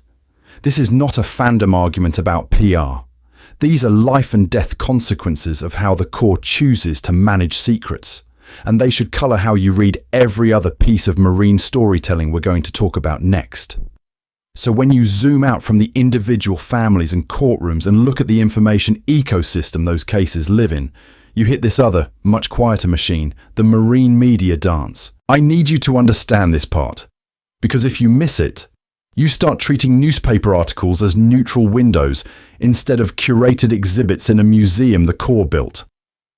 Here's the thing. Most of the stories you've ever read about Marines at war were written by embeds. Embedded journalism means a reporter literally lives with a unit. They sleep in the same blown-out buildings, ride in the same MRAPs, depend on the same people with rifles to keep them from getting turned into a cautionary example. Access, safety, food, transportation, the basic ability to send a file home, all controlled by the unit. On paper, this is a win-win. The journalist gets raw, cinematic proximity. The Marines get a sympathetic author who actually understands what a platoon commander does. This is fine. This is normal. But dependence is its own kind of foreshadowing. When your entire job, your personal safety, and your continued access all hinge on staying in the good graces of the command, how hard are you really going to swing at the command's worst decisions? You don't need an officer standing over your shoulder with a Sharpie. You just need the unspoken rule everyone in the community learns. Cooperate and you'll be invited back. Embarrass us and that door quietly closes. Reporters talk. They know which public affairs officers make things happen and which ones ice you out. Soft power, hard consequences. Public affairs is the formal version of this. Those officers are gatekeepers. They decide which units get embeds, which bases are too busy, which incidents are still under investigation forever. They hand you pre-written quotes that frame a training death as an unfortunate accident, a blown-up village as a tragic but necessary outcome, a classified operation as routine presence. The narrative is planned long before your story goes to print, and when someone pushes back. We have a whole category of examples where critical reporting on Marine actions magically coincides with delayed access, sudden security concerns, or whisper campaigns about a journalist being biased or out of their depth. You publish something that challenges the heroic storytelling, and suddenly the next embed slot is full. The spokesperson is unavailable. Your emails go unanswered. This is not a sin in some cosmic writing sense. It's just how institutions defend themselves. Listen to me. None of this requires overt censorship. No one has to kick down a newsroom door and seize hard drives. If you can control who gets access, when they get it, and what they see when they arrive, you've already edited the story before a single sentence exists. The most damaging secrets never appear as covered-up scandals. They appear as total absences, as things the fans of Marine myth never even know to ask about. And once you see that, we need to talk about the other authors shaping Marine reality. The recruiters, the ad agencies, and the psychologists engineering the stories that reach you before any journalist ever does. So when those other authors get to work, they don't start with facts, they start with a screenplay. And the moment Marines step onto foreign soil, that script kicks in long before the first round is fired. Take Iraq, 2003. You remember the trailer version. Marines rolling through the desert to liberate Iraq. disarm WMDs, topple a dictator, be home by Christmas, clean mission goals, clear timelines. The storyboarding was immaculate. You had the president on TV talking about freedom, generals talking about swift victory, cable news doing 24/7 hype reels with dramatic graphics.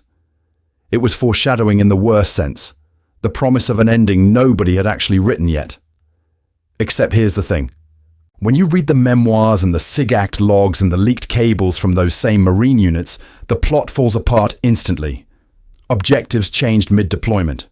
Liberation turned into counterinsurgency, then into stability operations, then into advise and assist. Each rebrand trying to retrofit meaning onto months of patrols where the mission was basically drive around, get shot at, don't lose anyone today. Local politics were a maze of tribes, militias, and ministries that made the neat PowerPoint arrows look deranged in hindsight.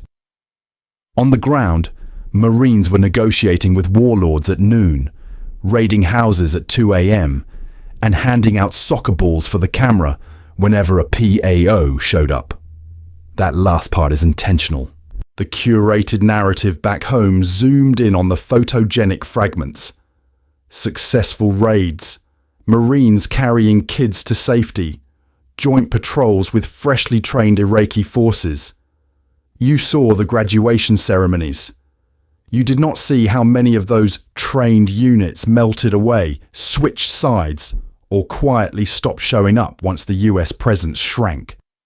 Civilian casualties, strategic dead ends, whole towns cleared 3 times because the underlying politics never changed.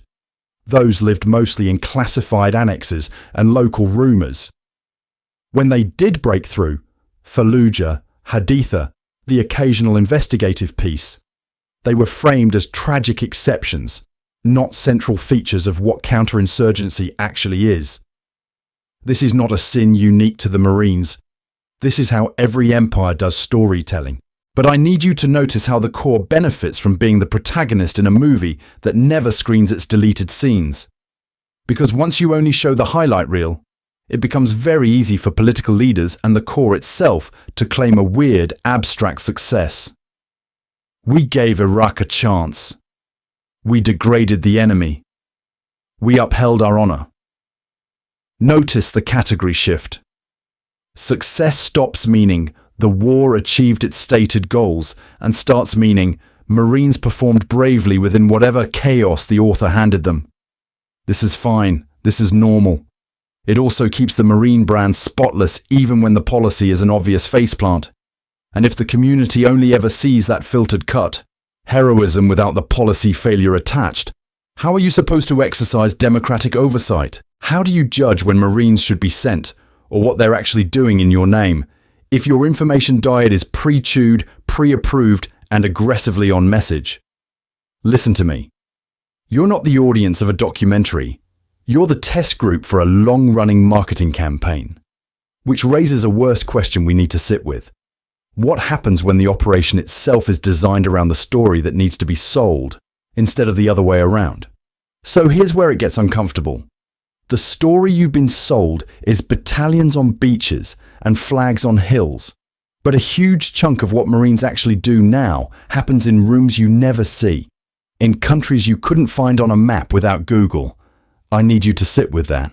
Because when the operation is built around the story quietly edits out everything that doesn't test well with fans back home. Here's the thing. Not every Marine mission is Fallujah. Act 3. Full surround sound. A lot of it is 4 guys with beards and ball caps advising a partner force whose name you'll only ever see in a footnote. Training, mentoring, enabling raids, passing target packets, flying drones from thousands of miles away. On paper, it's capacity building. In practice, it's co-writing someone else's war while pretending you're just the consultant who popped in to give a few notes on the script. And the language is doing so much of the storytelling work. Security cooperation, stabilization, foreign internal defense. These phrases sound boring on purpose. They're the narrative equivalent of beige paint. You hear small footprint counter-terrorism presence, and your brain files it in the background category, way behind the big budget invasions. But that's where a lot of the real, intentional influence is happening. In the quiet, deniable edges of the map. Plausible deniability is the foreshadowing trick of geopolitics. You plant Marines in ones and twos, bury the funding in some generic DoD line item, classify the mission, and suddenly the author of the story gets to decide later how much of that subplot is canon. If the partner force racks up a clean record and pushes out a terror group. Huge success. Look at our local-led solution. If that same unit starts executing prisoners or helping a strongman crush the opposition, well, now the US role is unclear, limited, under review. This is not a sin unique to Marines. This is how the whole franchise operates. Pattern interrupt. Remember when you heard about some foreign unit trained by the US going rogue and thought, wow, crazy coincidence. That pattern-seeking monkey brain that sees Jesus in toast? Yeah, it's missing half the context on purpose. From Latin American battalions implicated in massacres, to Middle Eastern counter-terror teams that later got accused of torture, the through line is simple. Someone in an American uniform, very often a Marine, was there earlier teaching them how to shoot, move, communicate, and win. And we need to be honest about the writing problem that creates. When you train the muscle but ignore the brain and the laws, you're foreshadowing abuse. You are not neutral. You are an author making intentional choices about which characters get power and what tools they're handed. Here's the twist. The public story never really owns. These shadow engagements are not side quests. They are the main plot of modern Marine warfare. Quiet counter-terror raids enabled by US intel, proxy forces doing door-kicking, so American casualties stay low, cyber and information ops shaping which atrocities trend and which disappear. Strategically, this is the big stuff. This is where regimes live or die. But in the official storytelling, it's almost absent. Recruiting ads don't show a Marine explaining targeting procedures to a militia commander with a sketchy past. Commandant speeches don't linger on the time a partner force we built ended up on a sanctions list. Instead, the community gets the clean myth. First to fight, last to question. And this is normal, in a bleak way. Every empire curates its own highlight reel. This is fine if you admit it's propaganda. It becomes a problem when you start believing the ad more than the after-action report. Because the next step in this story is even messier. What happens when the Marines stop just training the proxies and start training the machines that will replace them? Because here's the thing. The machines are only half the story. The really weird part is where the humans go once the robots show up. The public version of the Marines is still storming Iwo Jima in black and white, planting flags on volcanoes and kicking down doors in Fallujah. But if you actually read their new doctrine, the stuff with names that sound made up, literal operations in a contested environment, expeditionary advanced base operations, you get a very different story. Suddenly the Corps is obsessed with tiny units scattered across Pacific islands, camping on someone else's coastline with truck-launched missiles and sensors that talk to satellites. Listen to me. That is not the poster on the recruiter's wall. That is chess piece positioning for a war they really hope never goes fully hot. In these concepts, a Marine unit isn't a big battalion charging a beach. It's a dozen people, a radar, a box of anti-ship missiles, and a laptop hiding in the clutter of fishing boats and container ports. Their job is to make some other navy, read China's, wonder which speck on the map can suddenly delete a billion-dollar ship. It's foreshadowing in force structure form. You place assets in Act 1, so the enemy has to respect them in Act 3, even if you never fire a shot. Now, zoom out, because this plugs straight into the grey zone problem. Grey zone conflict is all the stuff that sits just under Pearl Harbor on the escalation ladder. Cyber intrusions, Coast Guard ships ramming each other, little green men, militias with suspiciously good gear. It's harassment, pressure, salami slicing. It's war as a series of deniable nudges. And the Marines are quietly rewriting their playbook to be present, persistent, and plausibly deniable in that space. You get Marines on tiny atolls doing training, Marines on ships that aren't technically warships, Marines feeding targeting data into someone else's missile system. You get information ops, cyber support, and drone swarms that never show up in the highlight reel. This is not a sin. This is normal great power competition. But it is absolutely not the story being sold to 17-year-olds between Fortnite matches. Because we need to talk about that gap. Officially, the narrative is still World War II, plus a generic war on terror montage.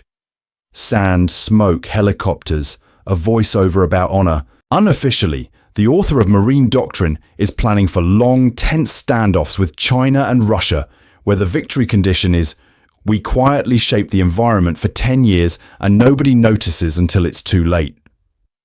That difference in storytelling is the problem. When fans of the uniform think they're signing up for a movie about heroism, but the script on the table in Quantico is about being a dispersed sensor node in a shadow conflict, consent gets fuzzy. I need you to sit with that. Because if the Corps is intentionally preparing for one category of conflict while advertising another, we should be asking who benefits from that misdirection and where those literal chess pieces are actually meant to move next. So when I say the Marines are running a different movie in Quantico than they're showing you on TV, I need you to remember something very uncinematic. We are pattern-seeking monkeys. We see foreshadowing and master plans everywhere. We see Jesus in toast, hidden messages in recruitment ads, and 5D chess in a PowerPoint that was stapled together in a panic at 2,300 the night before a briefing. Here's the thing. The community around the Corps tends to split into two fanfic categories. On one side, you've got the Marine Genius crowd, where every classified budget line and every force recon deployment is proof of some intentional, perfectly planned grand design. On the other side, you've got the everyone in uniform is an idiot crowd, where every mishap and cover-up is proof the institution couldn't plan a trip to the chow hall. Both of those are comforting stories. Both are wrong. Real bureaucracies live in the messy middle. They improvise, then backfill intent. They stumble into a tactic that works, then write doctrine to pretend it was always the plan. A unit gets thrown into a chaotic urban fight, figures out on the fly how to integrate drones and cyber, and suddenly the after-action report turns into evidence of brilliant foresight. 20 years later, fans are on forums treating that AAR as if it was some prophetic author's outline for future warfare. You can see the myth-making in how certain operations get remembered. A MARSOC team does a one-off mission, half improvised, half don't get fired, and the public version becomes this tight little story about precision, discipline, and flawless execution. The foreshadowing gets written in after the fact. The classified chaos disappears, and we're left with a narrative where every outcome was intentional, every risk perfectly calculated. It's retrofitting, not prophecy. But we also do the reverse. When the Corps actually does long-term, boring, spreadsheet-driven planning, we shrug because it doesn't look cinematic. Years of doctrinal evolution about literal combat, autonomous systems, and information ops get published in dry manuals nobody reads. Budget lines for intel, cyber, and influence work get buried inside giant DoD categories. And then when those capabilities show up in a crisis, people say, wow, they just whipped that up. As if the author hadn't been quietly writing that subplot for a decade. This is not a sin. This is normal. Institutions tell stories about themselves the same way authors do. They cut, they exaggerate, they pretend coincidence was always intentional, and they pretend planning was just common sense. If we want to understand what secrets the Marines are actually hiding, we need to stop projecting genius or stupidity onto them and start looking at incentives, constraints, and the narrative tools we've been mapping out this whole time. Because once you stop treating the Corps as a singular mastermind or a singular clown, a different picture starts to emerge. Not a puppet master, not a sitcom, a storyteller with an agenda. And the next question is, who is that story really written for? And what happens when the audience stops clapping on cue? So when the audience stops clapping on cue, there's this awkward silence where your brain goes, wait, was I supposed to enjoy that? And listen to me. That moment is brutal because you're not just questioning the Marines. You're questioning the story you've been telling yourself about the Marines. Here's the thing. Once you buy into Marines are the toughest, most honorable branch, your brain starts running a very specific kind of foreshadowing. You start treating every heroic headline, every tearful homecoming, every MARSOC highlight reel as intentional setup for that belief. The author in your head has already planned the ending, so every new detail gets shoved into the "see I was right" category. A training scandal? That's a tragic exception. A black budget intel unit doing something shady? Must be a misunderstanding. The problem isn't the data. The problem is the filter.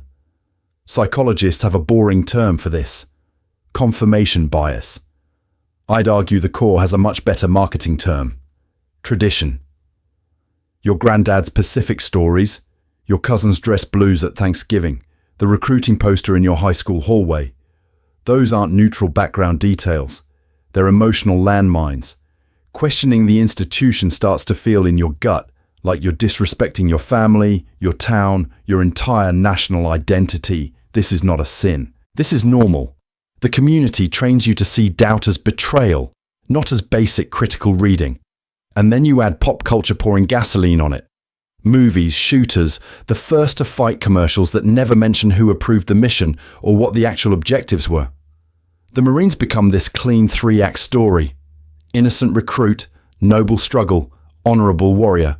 No messy budget lines buried in DoD spreadsheets. No internal investigation PDFs. No cyber unit quietly doing information ops on social media.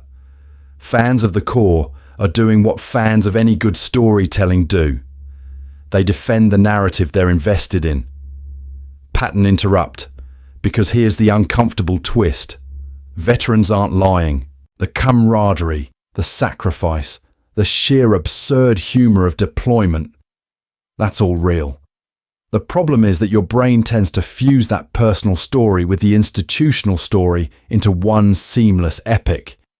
The squad that dragged you out under fire and the command that buried a report about a botched raid end up wearing the same halo. One feels sacred, so the other gets grandfathered in as must have been necessary. We're basically pattern-seeking monkeys who see Jesus in toast, except the toast is a slow-motion shot of a Marine stepping off an osprey at sunset. You see courage, destiny, national virtue. You don't see the media officer who planned the angle, the lawyer who cleared the script, the strategist who knows that image will make a 17-year-old in Iowa feel a very specific way. The intent is there. It's just not the intent you're projecting. I need you to hold two truths at once. Individual Marines can be brave, hilarious, deeply decent people, and the Corps as an institution can still deserve scrutiny. This is fine. This is normal. Recognizing your own bias isn't disrespect. It's you finally reading the story as it's actually written, not just how it was sold to you. Because in the next part, we need to follow that bias upstream and look at who's been authoring the script on purpose. So here's where the myth gets really annoying. Once you've decided the Marines are this omniscient 4D chess institution, every outcome magically becomes proof of flawless planning. A unit survives a mess of an operation. Must have been the plan. A disaster gets contained by some exhausted staff sergeant duct taping a solution together at 0300. Also the plan. Listen to me. That is not how this works. That is not how any human organization works. Day to day, the Corps runs on improvisation, on people learning from the last time they screwed it up, on junior Marines taking initiative in ways that would give the PowerPoint version of the mission a heart attack. You don't see the mid-level captain quietly rewriting a broken order so it actually functions. You just see the headline, "Successful Operation," and your brain, being a pattern-seeking monkey who sees Jesus in toast, foreshadowing and destiny and everything, fills in, "Oh, they must have planned it that way." Here's the thing. When you do that, you erase real craft. You flatten thousands of hours of training, rehearsal, and sheer repetition into the plan worked. You turn the logistics Marines who get ammo and fuel to the right grid on the right day into background extras, because the community prefers the author genius narrative. Some colonel in a vault, intentional mastermind, pulling perfect strings. The difference between a mission that barely holds together and one that looks planned is often one gunnery sergeant who refuses to let the wheels come off. That's not myth. That's work. And once you buy the myth, you stop asking questions. If you start from "the core always knows exactly what it's doing," then every bad strategy must be secretly smart. Every flawed doctrine must have hidden depth. Every harmful policy must be a necessary evil you're too civilian brain to grasp. MARSOC gets sent on a mission with rules of engagement that make no sense on the ground. Well, they must know something we don't, right? Training deaths vanish into internal investigations with a 3-paragraph statement and some vague lessons learned. And the story you tell yourself is, they've got it handled. Do they? Or did you just decide not to look? This is not a sin on your part. This is normal. You were handed a very compelling piece of storytelling. First to fight. The few, the proud. Every ad is a /B tested, psychologically tuned, edited so you never see the boring, grinding spreadsheet side of the machine. Of course you end up believing there's a master plan. The problem is that myth doesn't just hide the scandals. It hides the professionals who keep fixing those scandals from the inside. When you allow institutional fallibility into the story, the whole category of possible responses opens up. Suddenly, a scandal doesn't have to be a few bad apples or a tough but necessary choice. It can be, this was preventable, this doctrine is broken, this policy is punishing the wrong people. You can talk about accountability without immediately being accused of treason. Because you're treating the core as an author you can critique, not a god you have to worship. And I need you to see that this is actually the respectful position.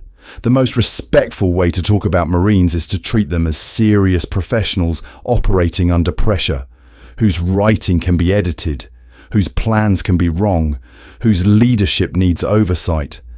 Not mythical beings who never miss, never lie, never need reform. Because once you drop the omniscience myth, you can finally start asking the question the commercials never answer. Who is planning what, for whom, and on whose story are we all running?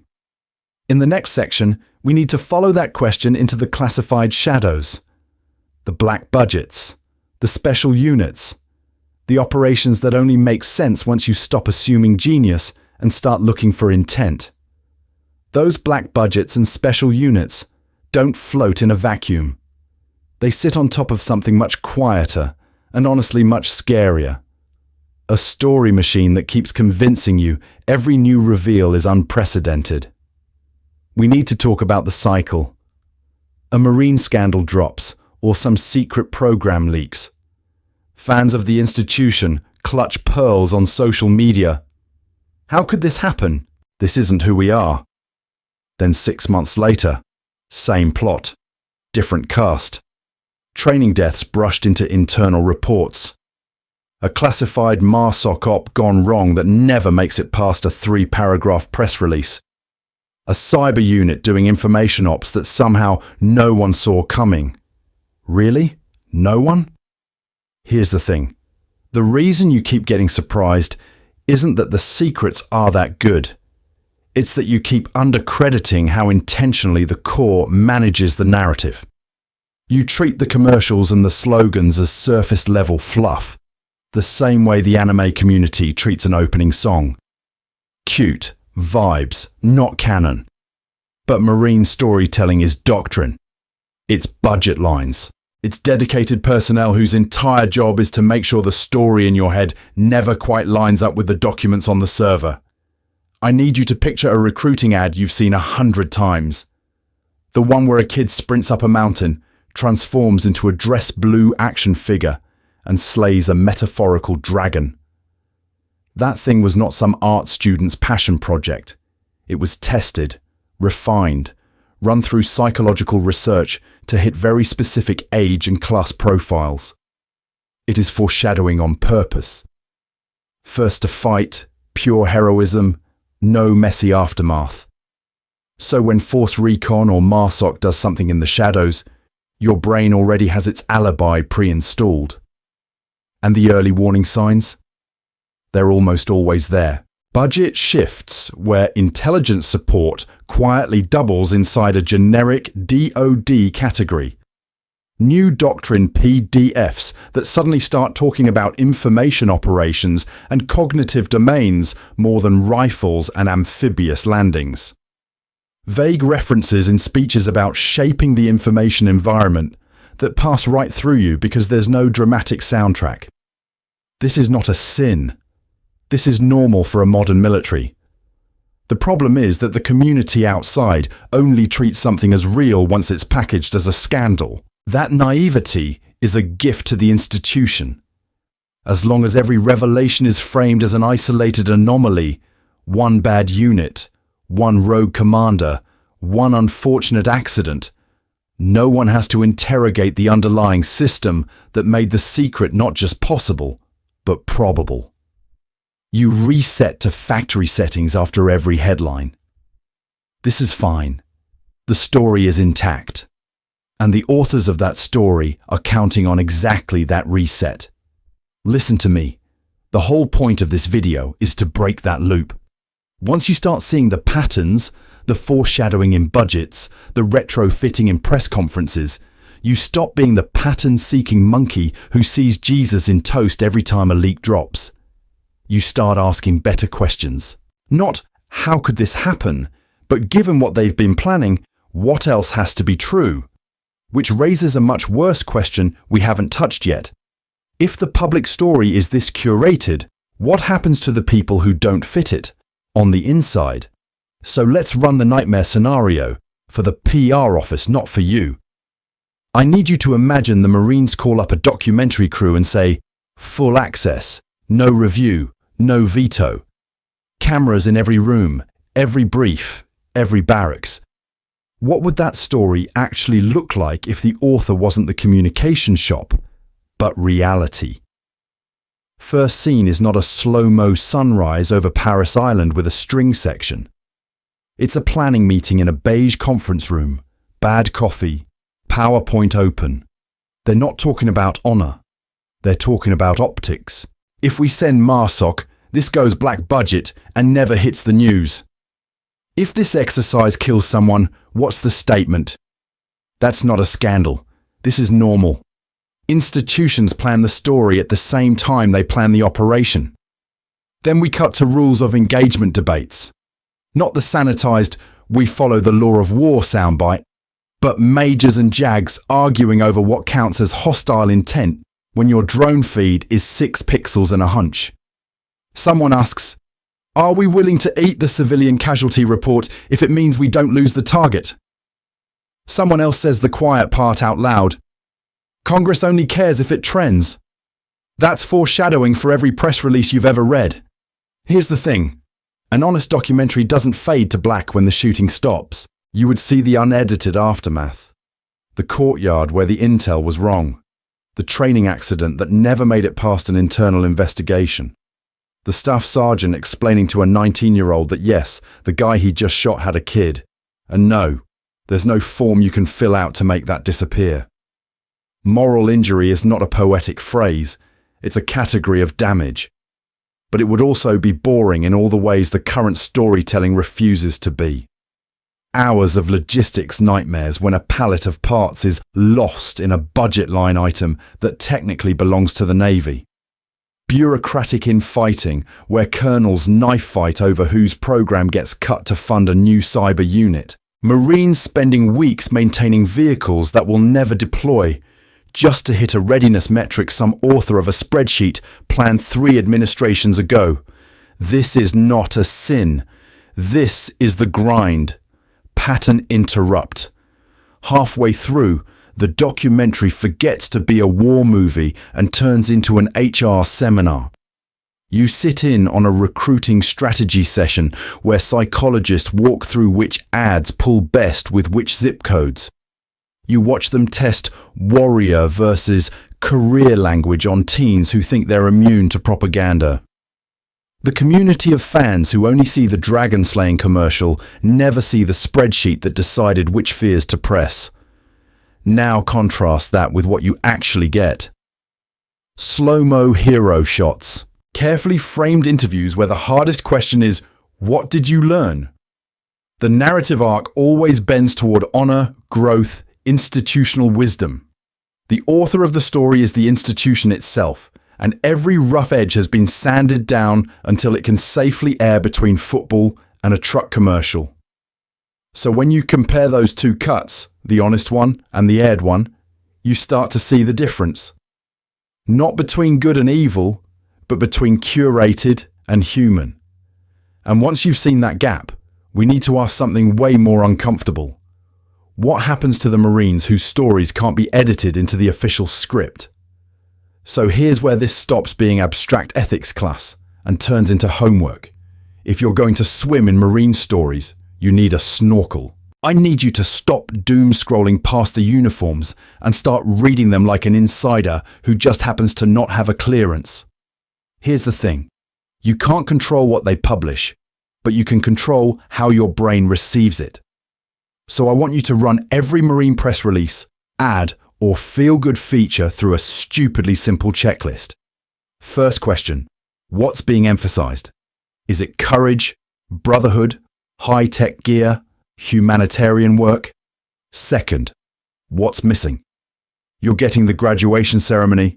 Are you also getting the training deaths, the blown knees, the court-martial that happened last week on the same base? Then zoom in on language.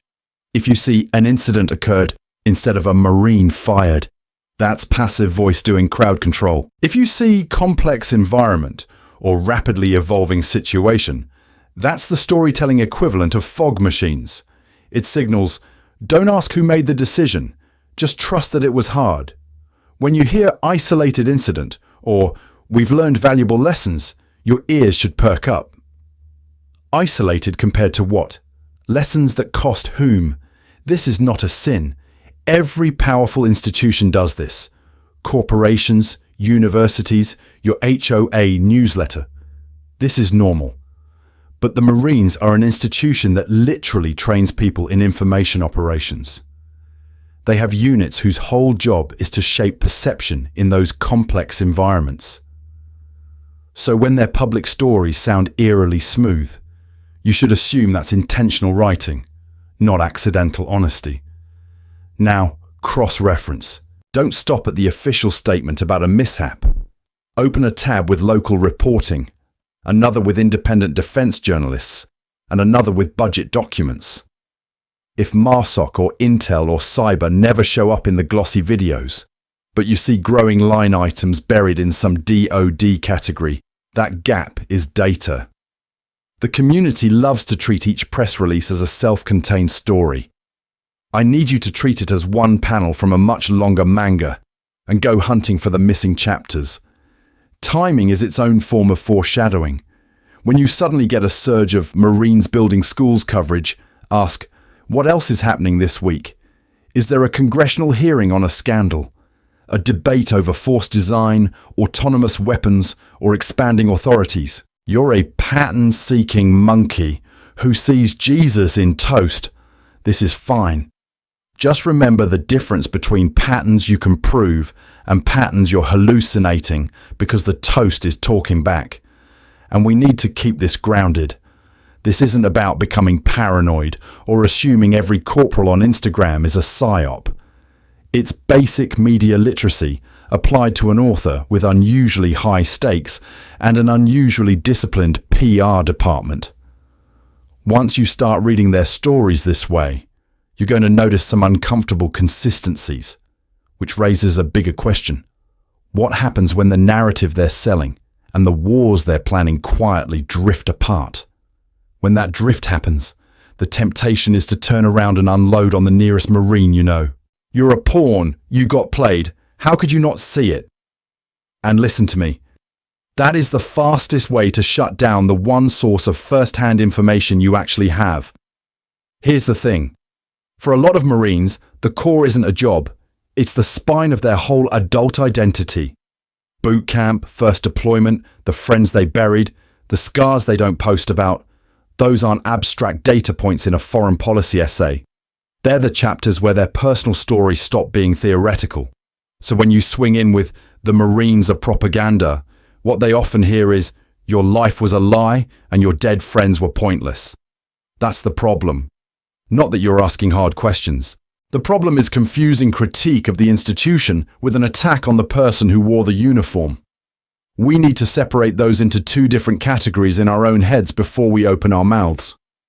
So how do you do that in actual conversation without turning Thanksgiving into a war crimes tribunal? You start with respect that is very specific, not abstract. Thank you for your service, bumper sticker respect. Concrete respect. You went, I didn't. You carried risks and consequences I will never fully understand. That's the baseline. Then you draw the line. I respect what you did. I'm still going to question what the author of this whole war story was planning. Person sacred, policies fair game. From there, you stop cross-examining and start interviewing. Open-ended questions are your best friend. What did the public never see about your deployment? Did the official story match what you experienced on the ground?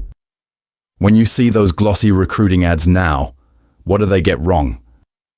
Notice the pattern. You're not accusing. You're inviting them to be the expert witness on the narrative machine they were inside. And here's the plot twist. A lot of Marines already are. Some of the sharpest critics of Marine storytelling, recruiting psychology, and those endlessly recycled commercials are Marines who watched the ad, joined, then spent years in MARSOC or Intel watching the real script play out. This is not a sin. This is normal. Institutions produce internal heretics. Making space for those voices, without turning them into your pet trauma exhibit, is one of the few ways the community can actually self-correct. The goal isn't to win the argument. The goal is to write a better shared story, one where pride and grief can sit in the same sentence as "we were used here," without the whole thing collapsing. You're not cross-referencing a conspiracy board. You're co-editing a draft with someone who paid in blood. Because once you can talk honestly with the people who were there, you can start asking a much nastier question.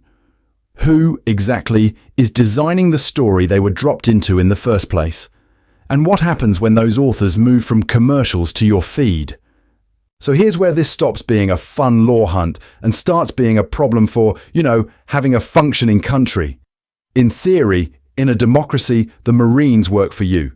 Not metaphorically, literally. Civilians are supposed to be the authors of the story, and the uniformed side is supposed to be the cast. That only works if the audience actually understands the plot. If you don't have a reasonably accurate sense of what the Corps is doing in your name, you're not overseeing anything.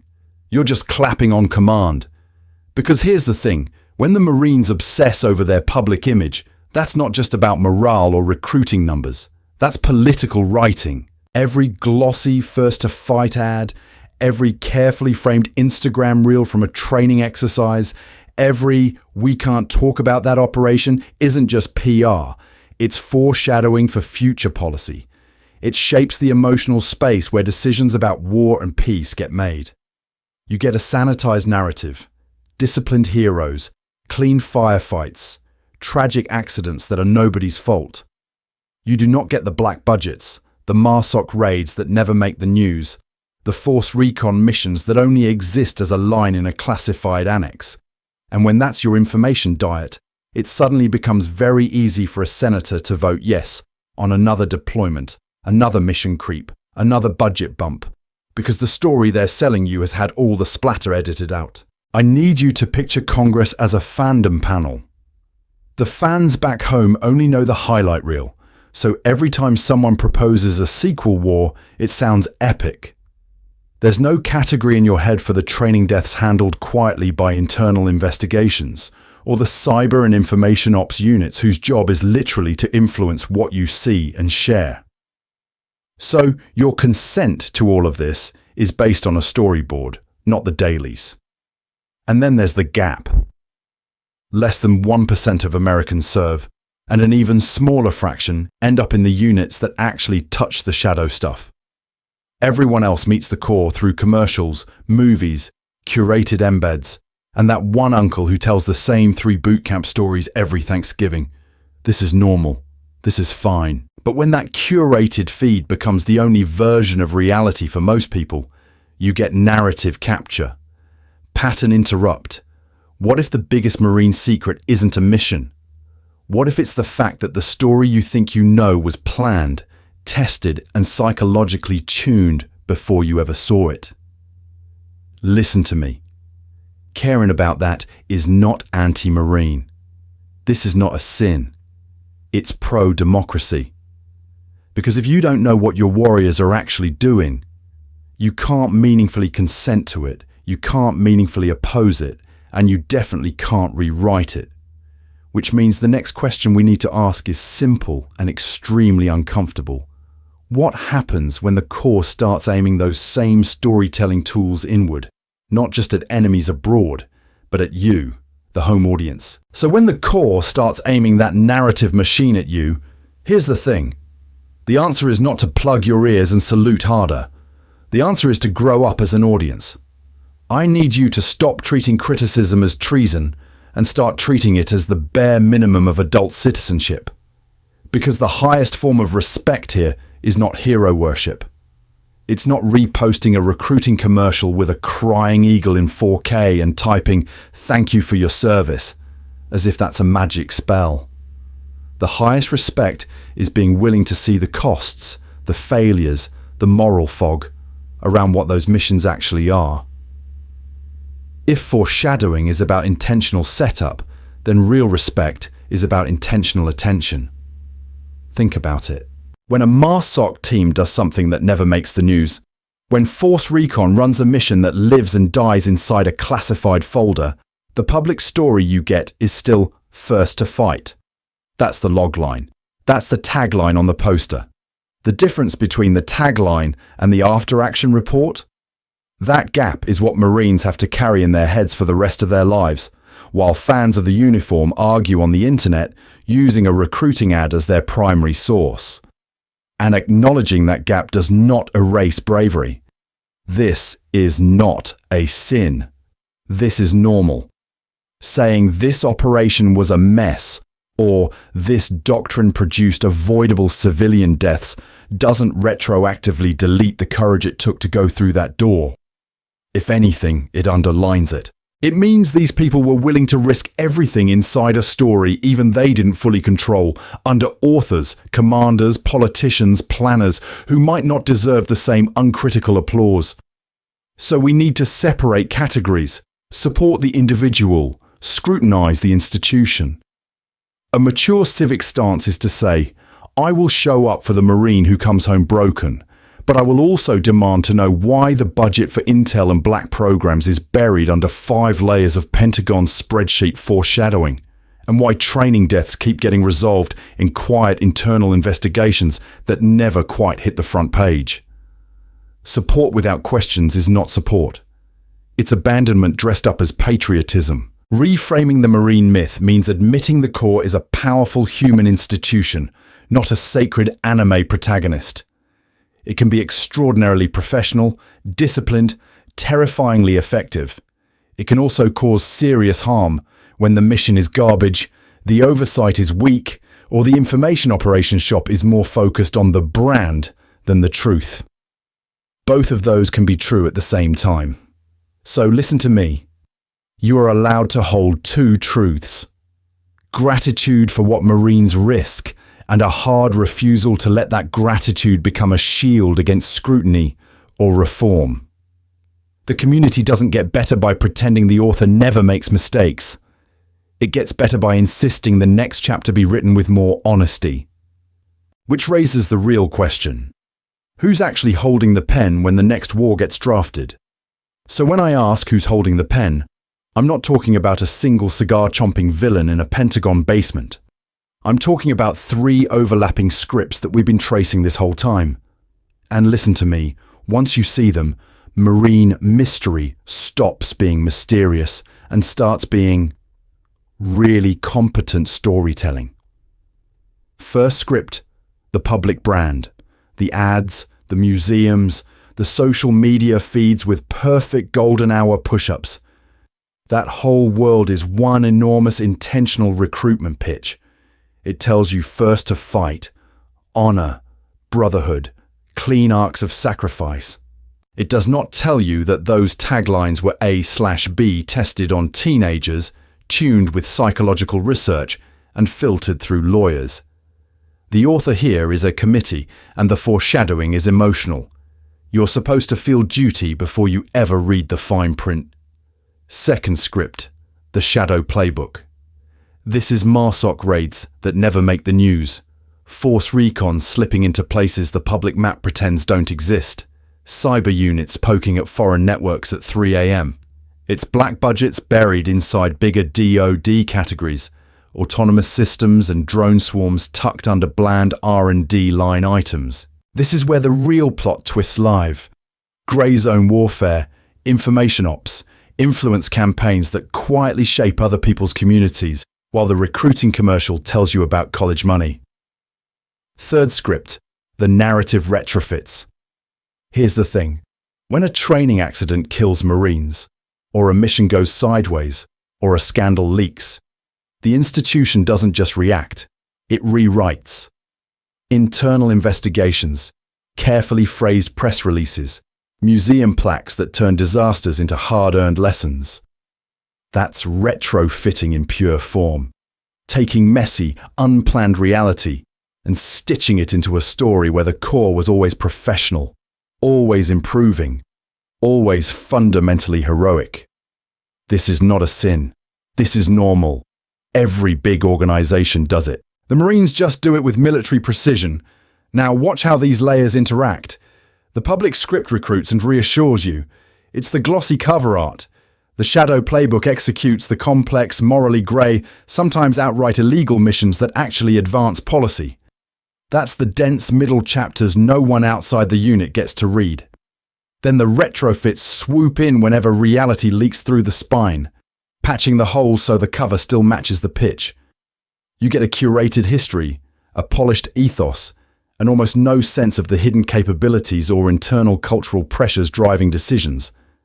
And notice what's missing. A mastermind. We don't need one. You put career incentives, secrecy laws, PR offices, patriotic myths, and very smart officers in the same room, and this 3-layer system basically writes itself. The problem isn't that the author is evil. The problem is that the audience forgets it's reading a crafted story at all. I need you to remember this framework, because once you've seen these patterns, you can't unsee them, and that's good. It makes you harder to manipulate, easier to inform.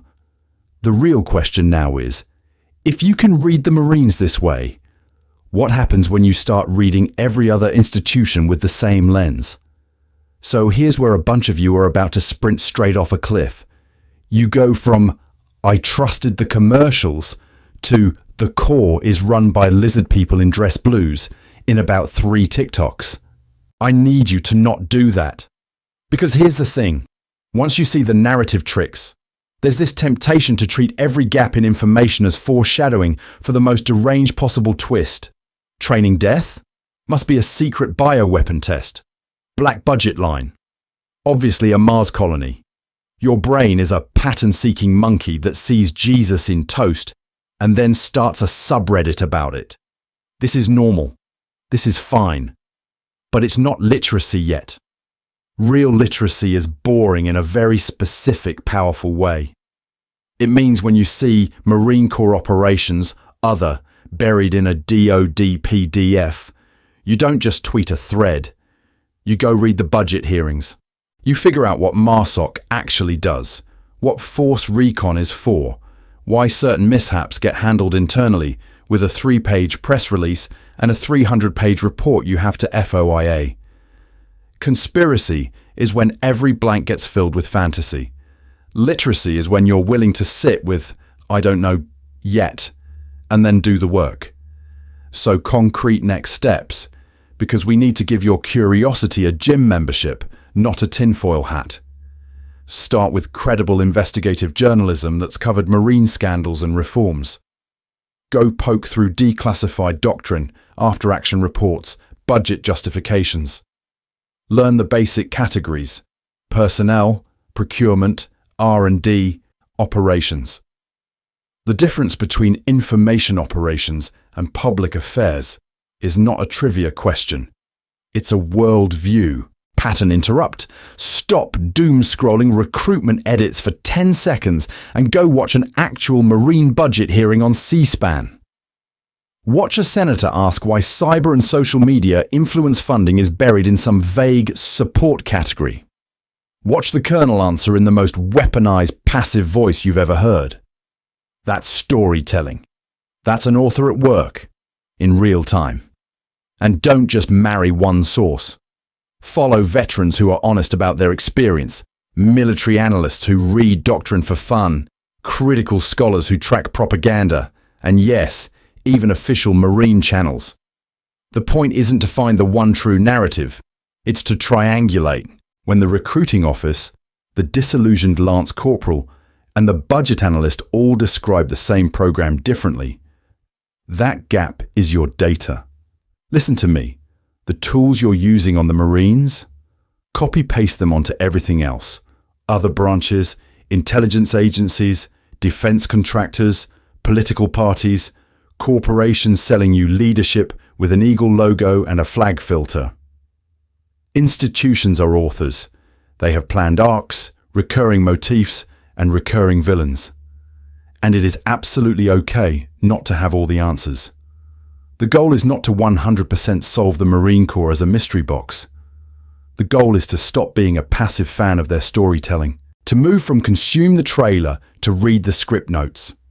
In the next section, we're going to open one of those scripts up and walk through it line by line so you can see exactly how the narrative gets built before it ever hits your screen. So before we crack that script open, I need you to do something with me. Not later, not, oh yeah, I'll think about it, and then scroll away. I need you to actually stop and inventory the Marine Corps story that lived in your head growing up. What were the myths? The few, the proud, the perfect. First to fight, never to fail. The uncle who can't talk about what he did over there, so your brain fills the gap with a Marvel movie. The recruiting ad, where a kid swings a sword at a lava monster and suddenly he's storming a beach in slow motion. Where did that come from for you? School, movies, family, a recruiter with a PowerPoint and very white teeth? Here's the thing, those aren't just vibes. That is intentional storytelling. That is an author somewhere in a Pentagon office deciding which scenes you get and which scenes you never see. So I want you in the comments telling me, what was the Marine narrative you inherited, and has anything in this video actually shifted how you read it now?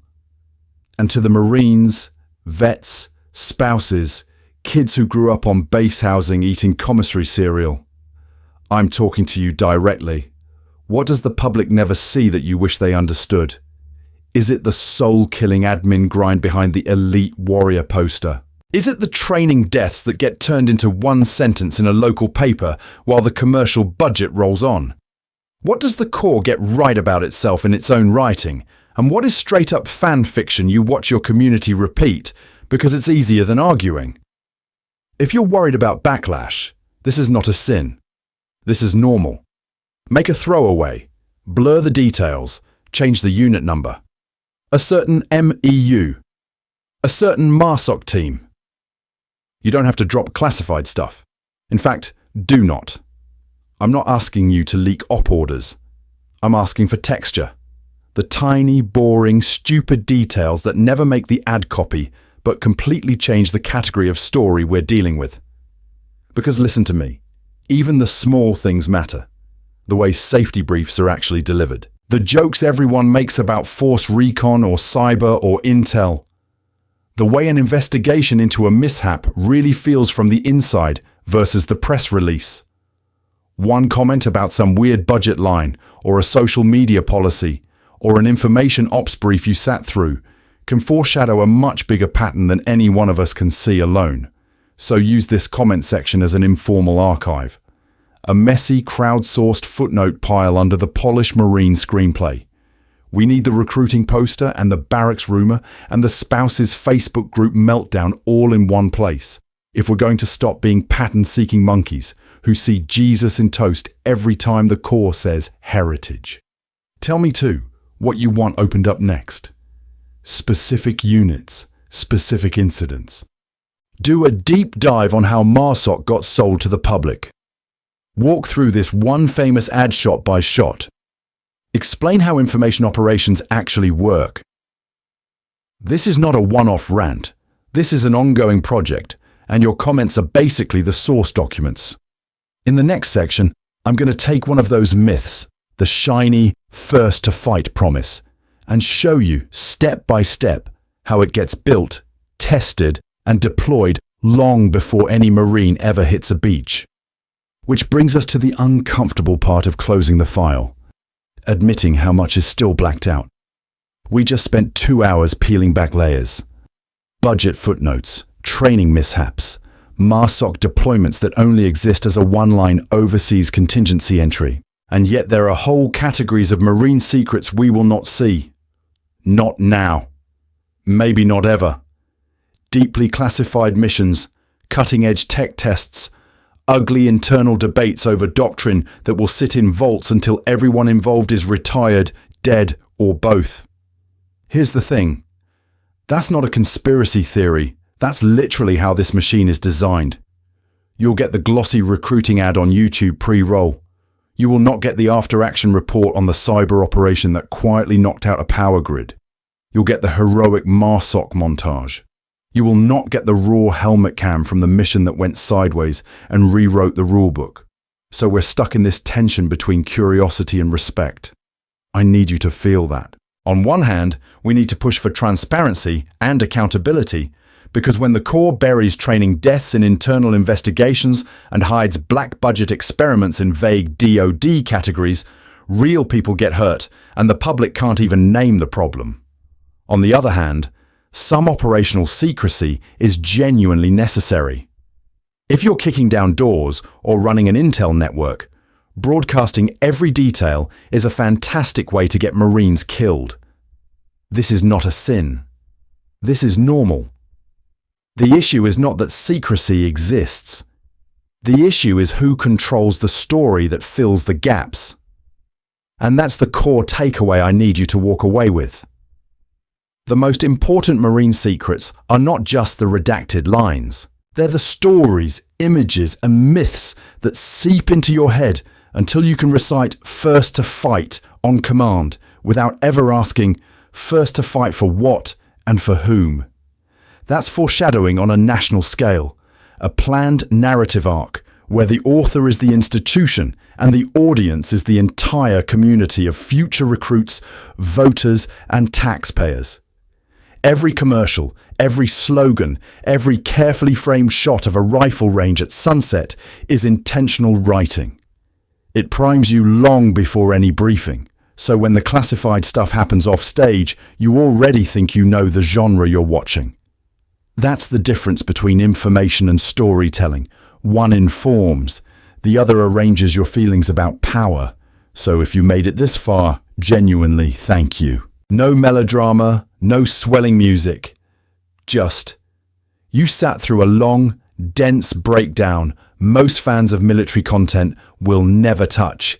And that already sets you apart from the passive audience the PR machine is built for. You're the person who reads the footnotes, who pauses on the budget table, who actually wonders what information operations means in practice. Listen to me. That matters.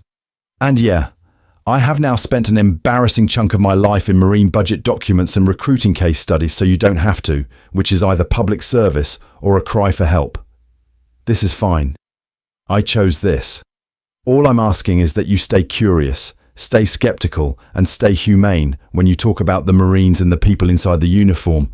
Question the story without dehumanizing the characters. If you do that, the secrets they'll never show us still lose a little bit of their power. I'll see you in the next one.